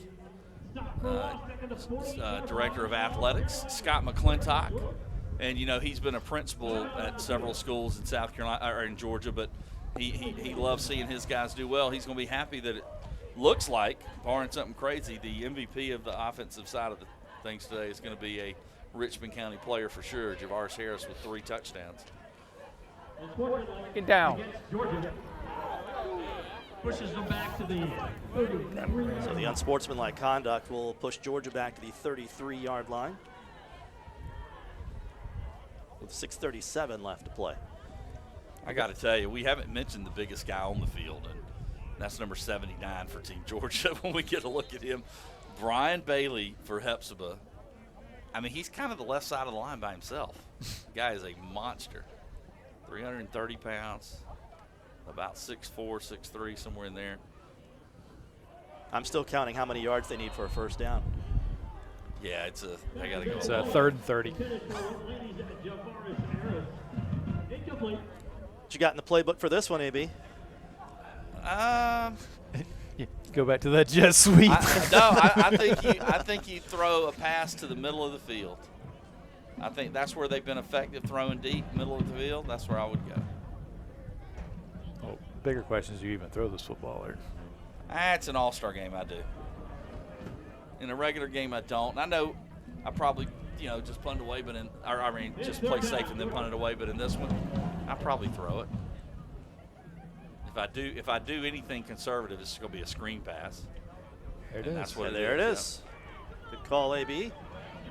Uh-oh. And close to the original line of scrimmage goes Rayshawn King from Evans High School. Well, now do you go for it? I would. Instead of punting it away, yeah. And it's only, 11, 12 yards, somewhere in there, depending on the spot.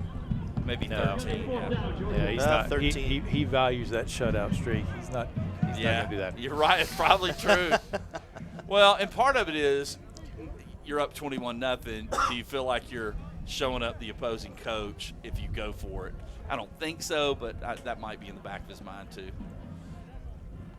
And so Keegan Moran will come on to punt it.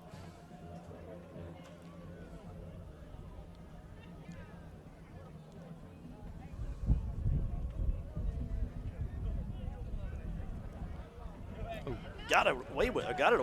Off the head of 36. Georgia player. Well, that's interesting. So it hit a Georgia player way up at the 37-yard line, and that's where they're going to mark it. Yeah, good job by the officiating crew. Great job to catch that. And how did he get that punt off? It looked like it went through the South Carolina player. So Moran able to get it off. That saved Team Georgia about 30 yards.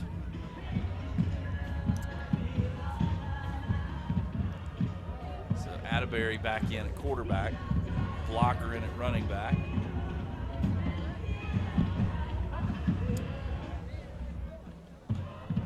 You would think there's no pressure in a 21-0 game on this Georgia defense, but the streak. Yeah, I don't know if there's any drama about who's going to win this football game, but there is a little bit of drama here.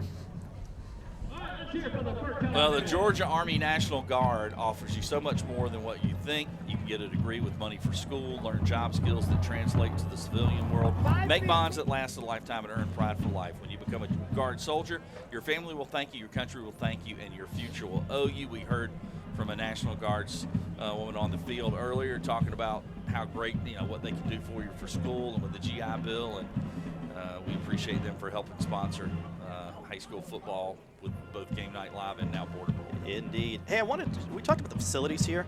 Before we get to this next play, I want to take you inside the training facility here at Burke County High School and show you what exactly these Bears, there's a reason they're good every year. All right? That's what you walk into. To the left, there's a weight room. I had a chance to get in there for the first time ever yesterday and take a little bit of a tour. How much is my Look membership? at the meeting room. How much is my membership for the gym? That looked like that's incredible. The trophy case and the volleyball, that's where they play their home volleyball games. Yeah, that's not even the basketball. They practice basketball. Just an incredible, incredible facility over the visitor stands here at the Bear Den. Yeah, I don't need a membership. Can I just move in?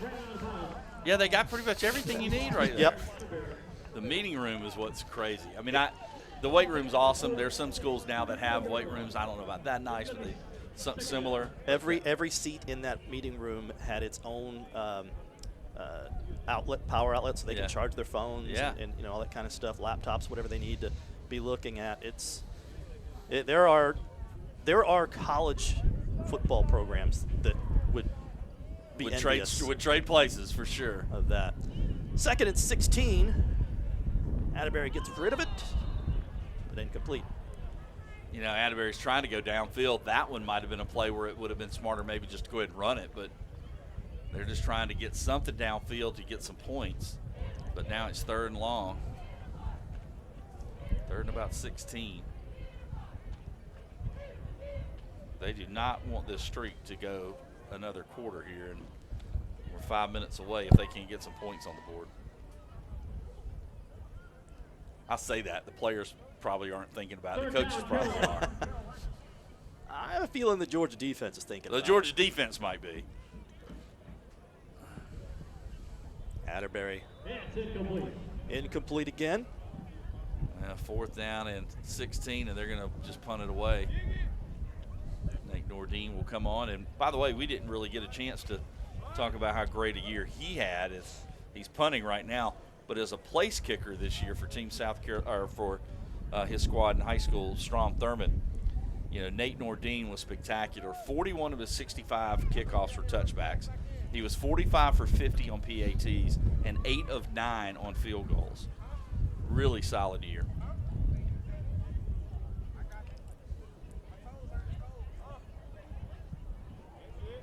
And that kind of just checked up like a pitching wedge, didn't it? Jameer Roberts wanted it so bad, but he stayed back. And so Georgia will take over at the 37, no doubt trying to get this clock to run out, get out of here with a 3rd straight victory. I guess the one question is, and it doesn't look like he's on the field right now, I was going to say, does Javaris Harris get a carry to try and break the record?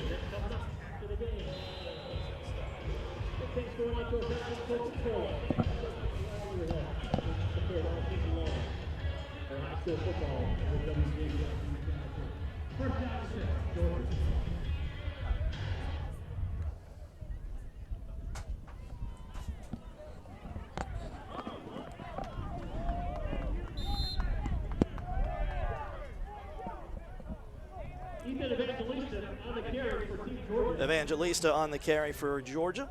Pick up a 5. As we get closer to the end of this contest, a reminder that we will have the McDonald's offensive and defensive players of the game in our post-game show, the East Central Health District hit of the game, and the Powerade play of the game. And then the all-important presentation of the paddle to the winning team. All coming your way on the post-game show. And now 4 minutes and less than that. While we have a moment, we showed you the facilities here at Burke County. You see the field condition and just this beautiful venue. I want to take a minute to thank the Burke County School District.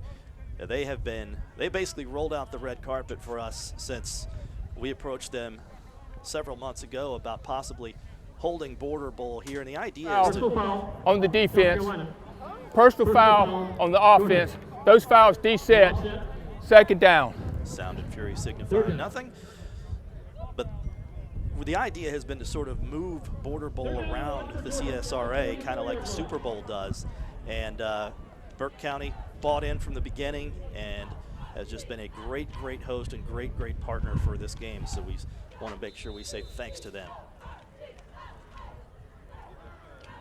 Clock continues to run under 4 minutes. Evangelista dragged down from behind, and in a 21-0 game, Jaden Fuller still all over the field for South Carolina.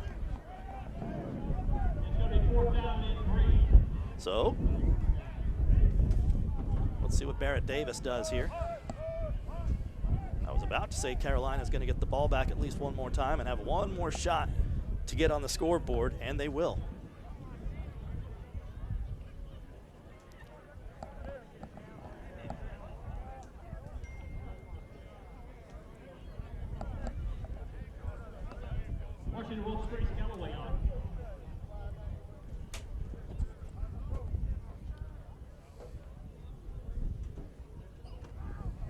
Callaway to punt it away.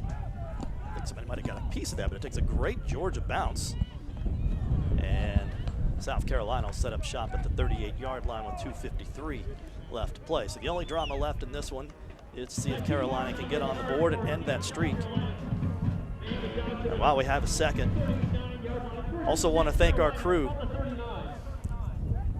that has been out here for 2 days now, and yesterday in some wicked conditions with the rain and the wind setting up everything, and can't say enough about them.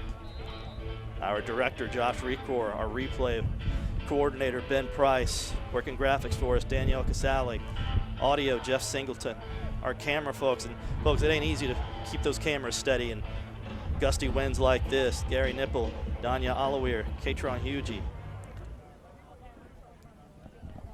Working the sidelines for us today. Is that complete? Lost his helmet. Did he catch that? I believe he caught Wow, it. what a catch. That would be one of the plays of the game. That may be catch of the year. Let's take another look. He was getting held as well. Oh, wow. What a play. Yeah, there's a reason he had a lot of scholarship offers. Yeah, Demarius Tolan, he's had a big second half. Yeah, he had a lot of offers in the Tennessee Tech and a few others, and in the end chose North Carolina Central.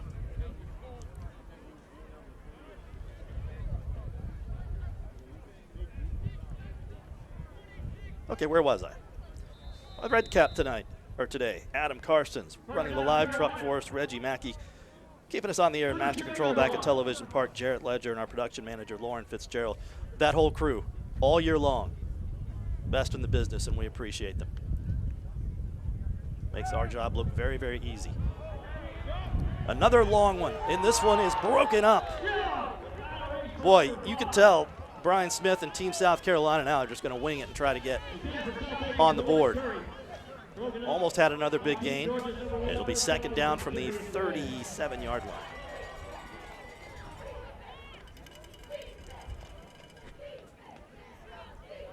Second down and 10.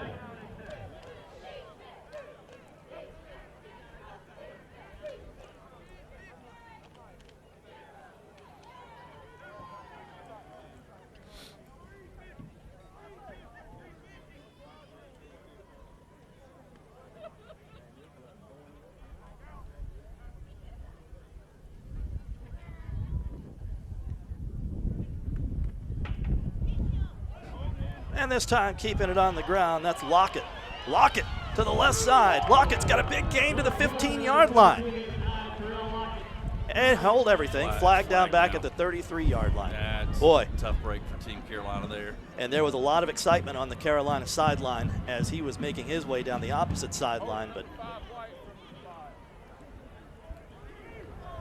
Holding on the offense. Second down. So the hold will back South Carolina up to the 43-yard line. Yeah, and that's tough. They had, best chance to score they've had all game and brought back on a penalty. You know what I'm curious, and we may never know the answer to this question.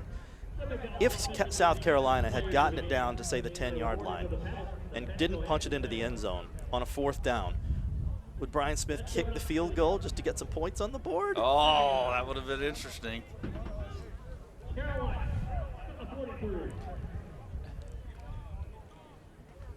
I think in the interactions that we've had this season with Brian Smith, I would say no.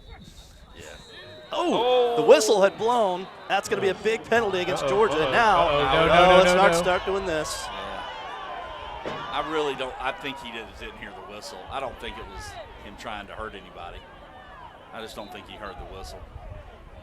Good job by the officials to get in there and keep anything from happening. Both coaches in quickly to get their players back. It was Antarion Moore from Evans who hit the quarterback, and unfortunately, he's still Jones down. is down. The problem with all the skirmishes afterwards, I don't know that you're going to gain anything with the penalty.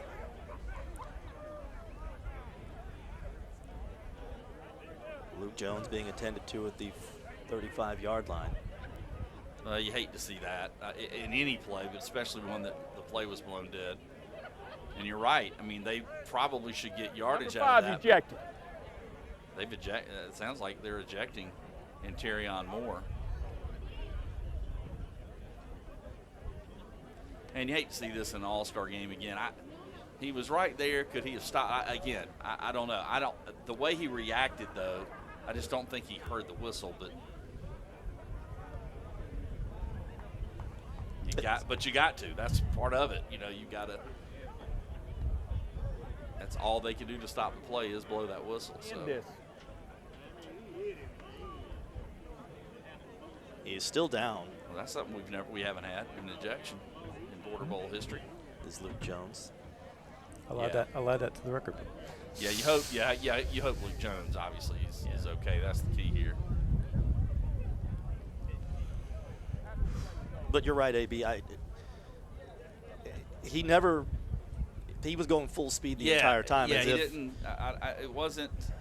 It just looked at, and again, just watching the play and the way he reacted even, I don't think he thought he did anything wrong until then the Team South Carolina player comes over and shoves him, which, hey, you know what? I don't mind that player backing up his quarterback. You don't love it as a coach. You know, you got to, but I want the guys who are going to take up for their teammates. Well, here's the good news. Luke Jones back up and on his feet. That's good. And walking mostly under his own power back to the South Carolina sideline. We were talking, trying to decide. We got offensive and defensive players to decide, and you know, for Team Georgia, you've got some to choose from. Now, we're here at Burke County. You've got White. Jensen Brantley, who had a great start. Brandon Lively played well early. You got Cervantes Phelps with the long interception return that set up a score. So really tough call here for defensive player of the game. And we'll have that for you in our post-game show. So Jones appears to be okay, and South Carolina has taken a timeout with 1:42 to play.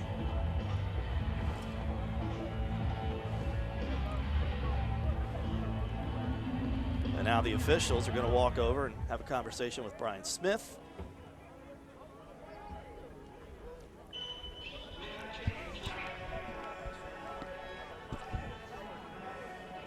Gives us a chance to say a big thank you to our sponsors that have been with us all year long on Game Night Live.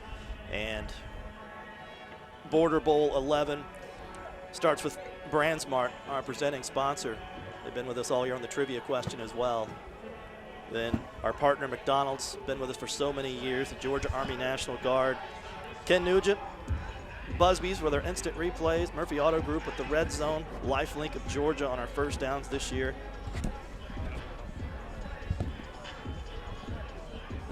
And the Eichols Law Firm with our halftime show. I think I got everybody. I hope I got everybody.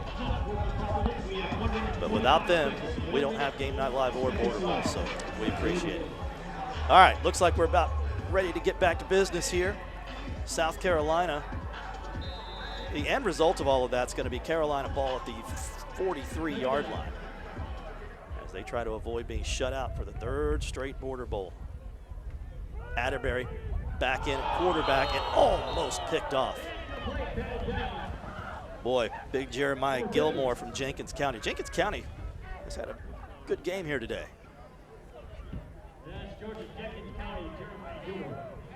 Yeah, I'm glad to see that. Like you said, they had one of the best seasons, if not the best, in school history, and getting a chance to be involved in Border Bowl. They're a little bit on the outskirts of the CSRA, so they don't get quite as much attention as some of the other schools and teams do. So nice to see them well represented today.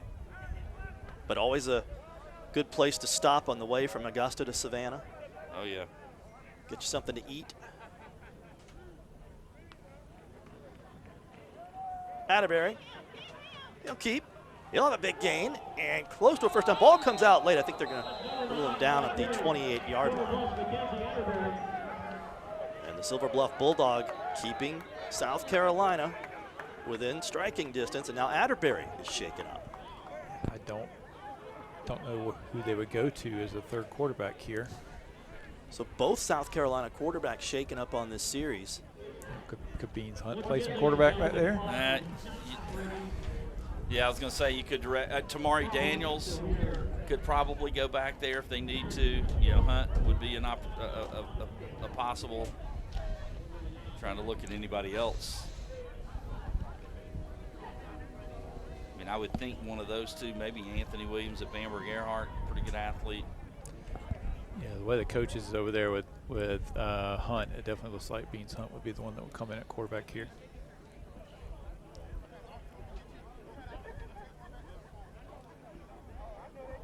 Now just 53 seconds left. Team Georgia comfortably in front, thanks to a monster performance by Javaris Harris today. You see the replay here.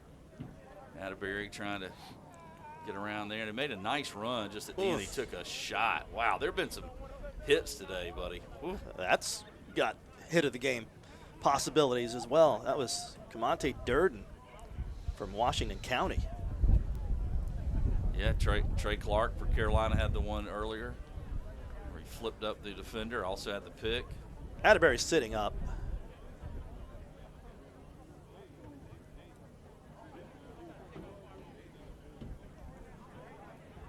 So while they tend to him, we'll step aside.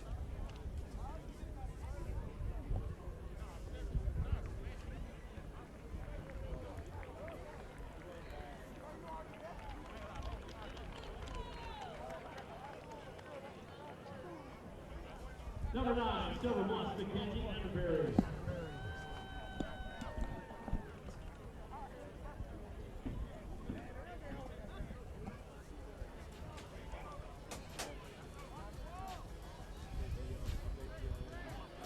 And once again, we do want to thank our presenting sponsor for Border Bowl today, and that is BrandSmart USA.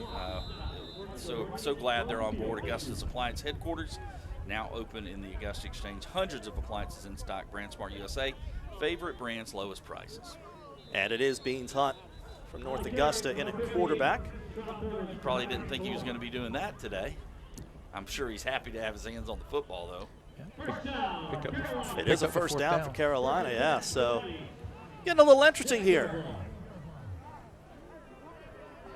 The in-stadium clock says 109. It's not but running. it didn't, We're not it running, didn't and it run should be on the last play, so it's going to be less than that. It was down to 38, I think. Yeah. So this could be the last play of the game. We'll find out with you.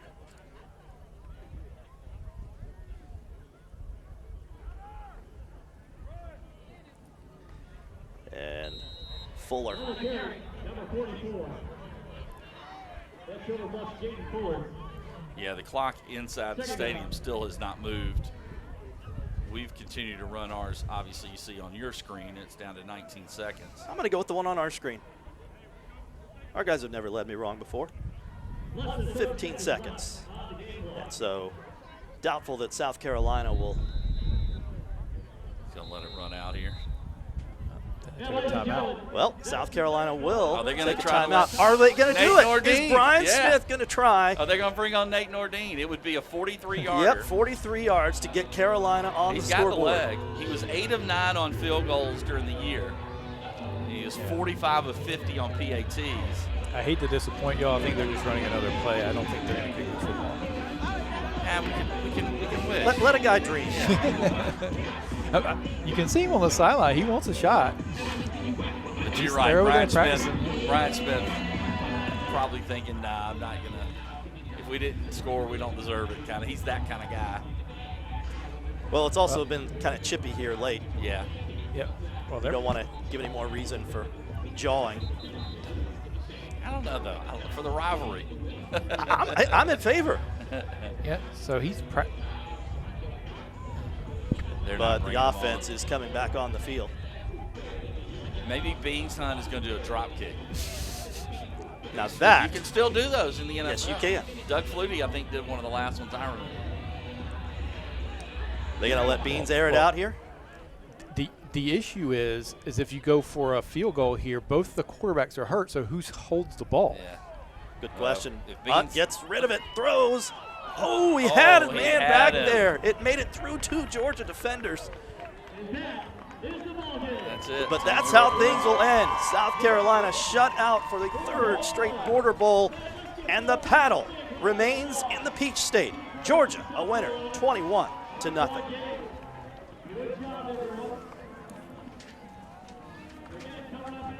Well, Team Georgia jumped out early on the first play from scrimmage from Javaris Harris, and they rode that ground game in the first half to a big lead, and they get their 3rd consecutive shutout against Team South Carolina. 146 minutes and 10 seconds that they've shut them out. That's 3 straight.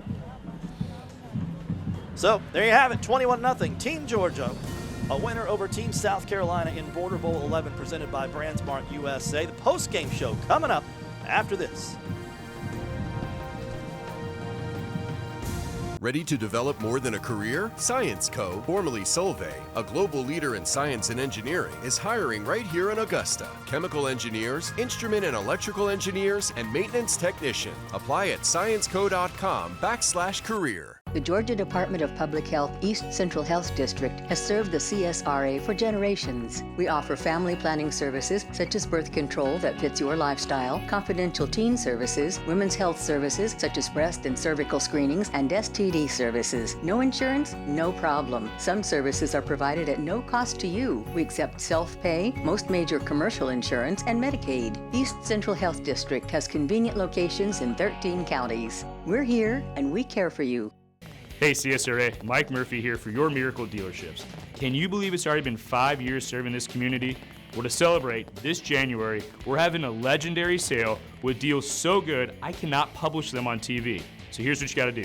Head down to any of my 5 locations or mymiracleadvantage.com to unlock your deal of a lifetime on any new or pre-owned vehicle. Thank you so much for 5 great years, and cheers to so many more to come.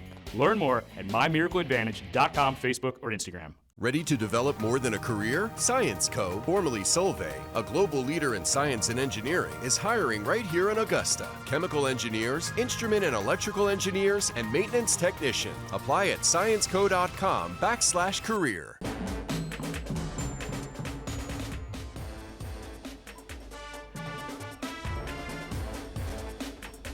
Welcome back to Border Bowl 11's post-game show where Team Georgia has beaten South Carolina for the 3rd straight time, 21-0 our final here today. And just another dominating performance, AB.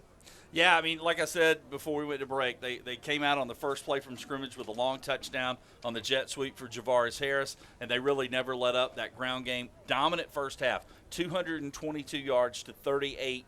And then in the second half, Carolina made some moves and tried to, they were moving down the field. They would, between the 20s, they were okay, but they couldn't punch it in, and Team Georgia just kind of coasted to a win. The defense with the shutout for the 3rd straight time, and now we are dead even after 10 completed Border Bowls. It is 5-5. Yep. Unbelievable. All right, so for the last time this year, we want to thank Culpeper Ace Hardware as well for being one of our main sponsors. Have always with our QBs by the quarter. Take it away, Nathan. Yeah, we'll start with Akins. Jones was 5 of 14 for 37 yards and had an interception. And Atterbury definitely played a little quarterback as well from Silver Bluff. He was 3 of 5 for 10 yards. And then we flipped to the Georgia side. We had Amich from Washington Wilkes, who was 7 of 9 for 58 yards and an interception. And then we had Harlem's Evangelista, who was 3 of 7 for 49 yards and an interception also. And we also want to thank East Central Health District, who's been with us sponsoring the hit of the game all year for the last time for 2020, the 2022 season, 2023. Yeah, let's see what we get for the hit. And we had, look, it got chippy, so there were several nominations. Oh, man. It was Strom Thurmond's very own Trayshawn Clark. And we said it when it happened, that might be the one, and it held up. Yeah, Trayshawn Clark with the big play. He also had an interception today. Also want to thank Powerade, who not only has been our sponsor of the play of the game here on Game Night Live and Border Bowl, but also our top 5 plays on Football Friday night. We'll roll it one more time. And this was the second of 3 touchdowns Got for to the Javaris pylon. Harris. Yeah, also had the 72-yarder on the first play of the game.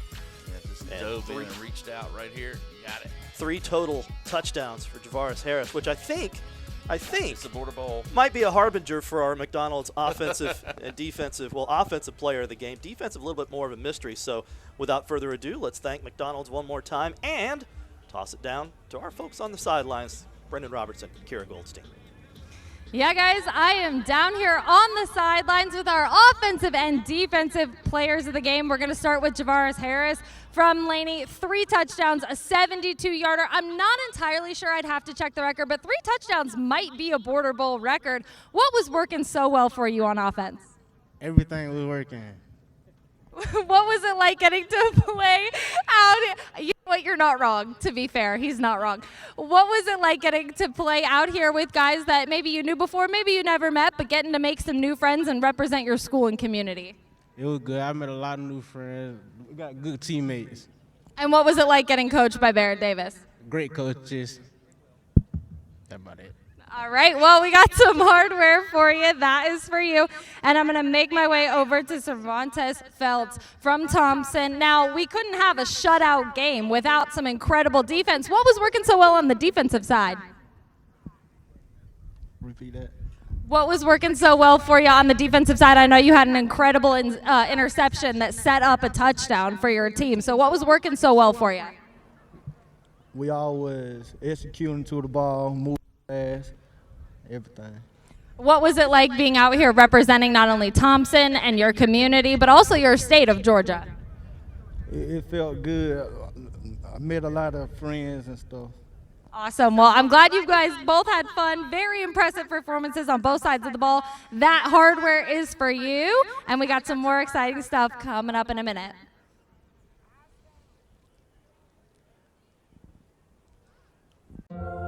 Six days of the week, when you steal a fry from your friend, they can say, hey, I paid for those.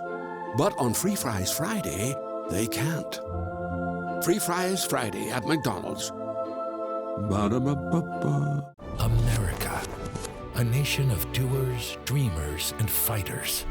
And this great nation deserves a news network that doesn't take sides, but instead is built to bring us back together. News Nation's not going anywhere. News Nation is here to tell the story of all Americans without the partisan agendas, with respect for all of us. See why America's fastest growing cable news network is News Nation. News for all America.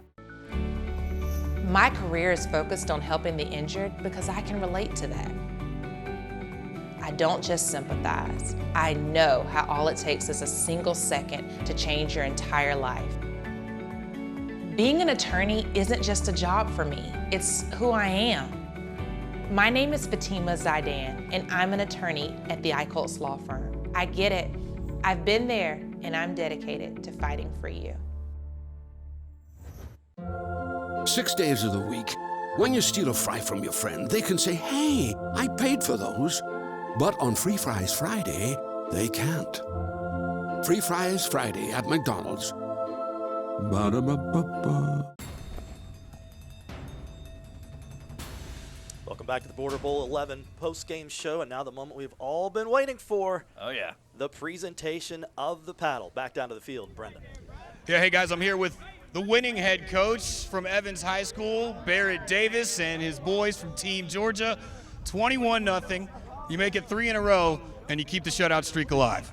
Just really proud of our coaches and our players. We picked them for a reason, and you know they're great kids. They practice hard all week, and we're just happy to keep the paddle for the 3rd year in a row. So. Your honorary coach was Eric Parker. You got the win here in the Bear Den, and his former school, Laney High School, sees Javaris Harris score all 3 touchdowns and get the offensive player of the game. Maybe a little magic here in the Bear Den, thanks to Coach Parker. It is. I learned a lot from Coach Parker. I was blessed to work with him for 5 years down here at Burke County from 09 to 14, and him and his staff taught me a lot about the game of football, a lot about the game of life, and it's awesome to be able to return here to the Bear Den and get a win. So, on the field, what was the difference today? I think our defense just did great today, and we made. I think we imposed our will when we wanted to, and our guys did a great job. So. Well, they're chomping at the bit. The Pat Johansson paddle is staying in Georgia. Coach Davis and Team Georgia, congratulations, boys. John A.B., back to you.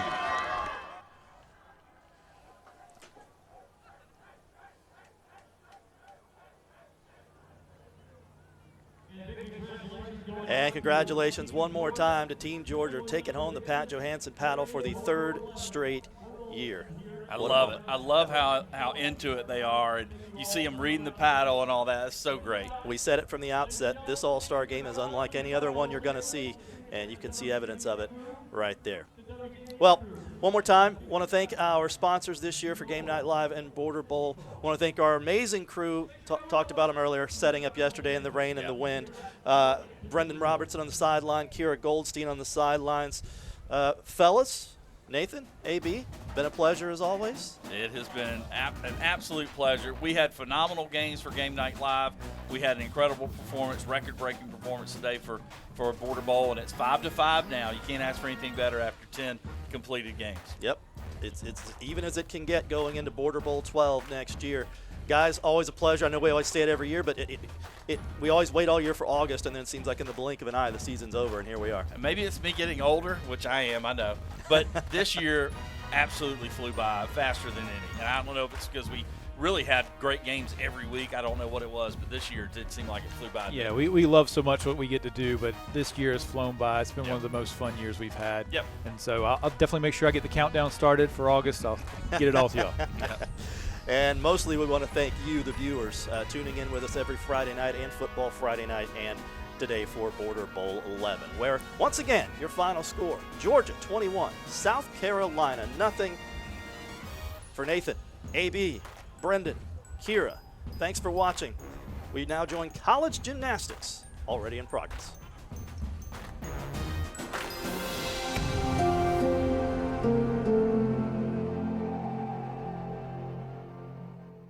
Ready to develop more than a career? Science Co., formerly Solvay, a global leader in science and engineering, is hiring right here in Augusta. Chemical engineers, instrument and electrical engineers, and maintenance technician. Apply at scienceco.com/career. Are you looking to jumpstart your future? There's no better time than now. Come off the sidelines and get in the game. Enroll at Payne College. Accredited, affordable, and accessible. Tuition assistance available. Standardized tests waived. Don't wait. Call today, 706-821-8320, or visit admissions@payne.edu. The ball is in your court. Take the shot. It's not too late to jumpstart your future.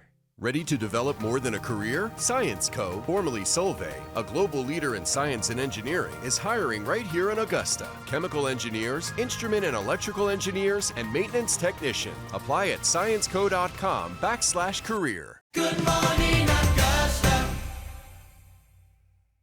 We now join our regularly scheduled program already in progress.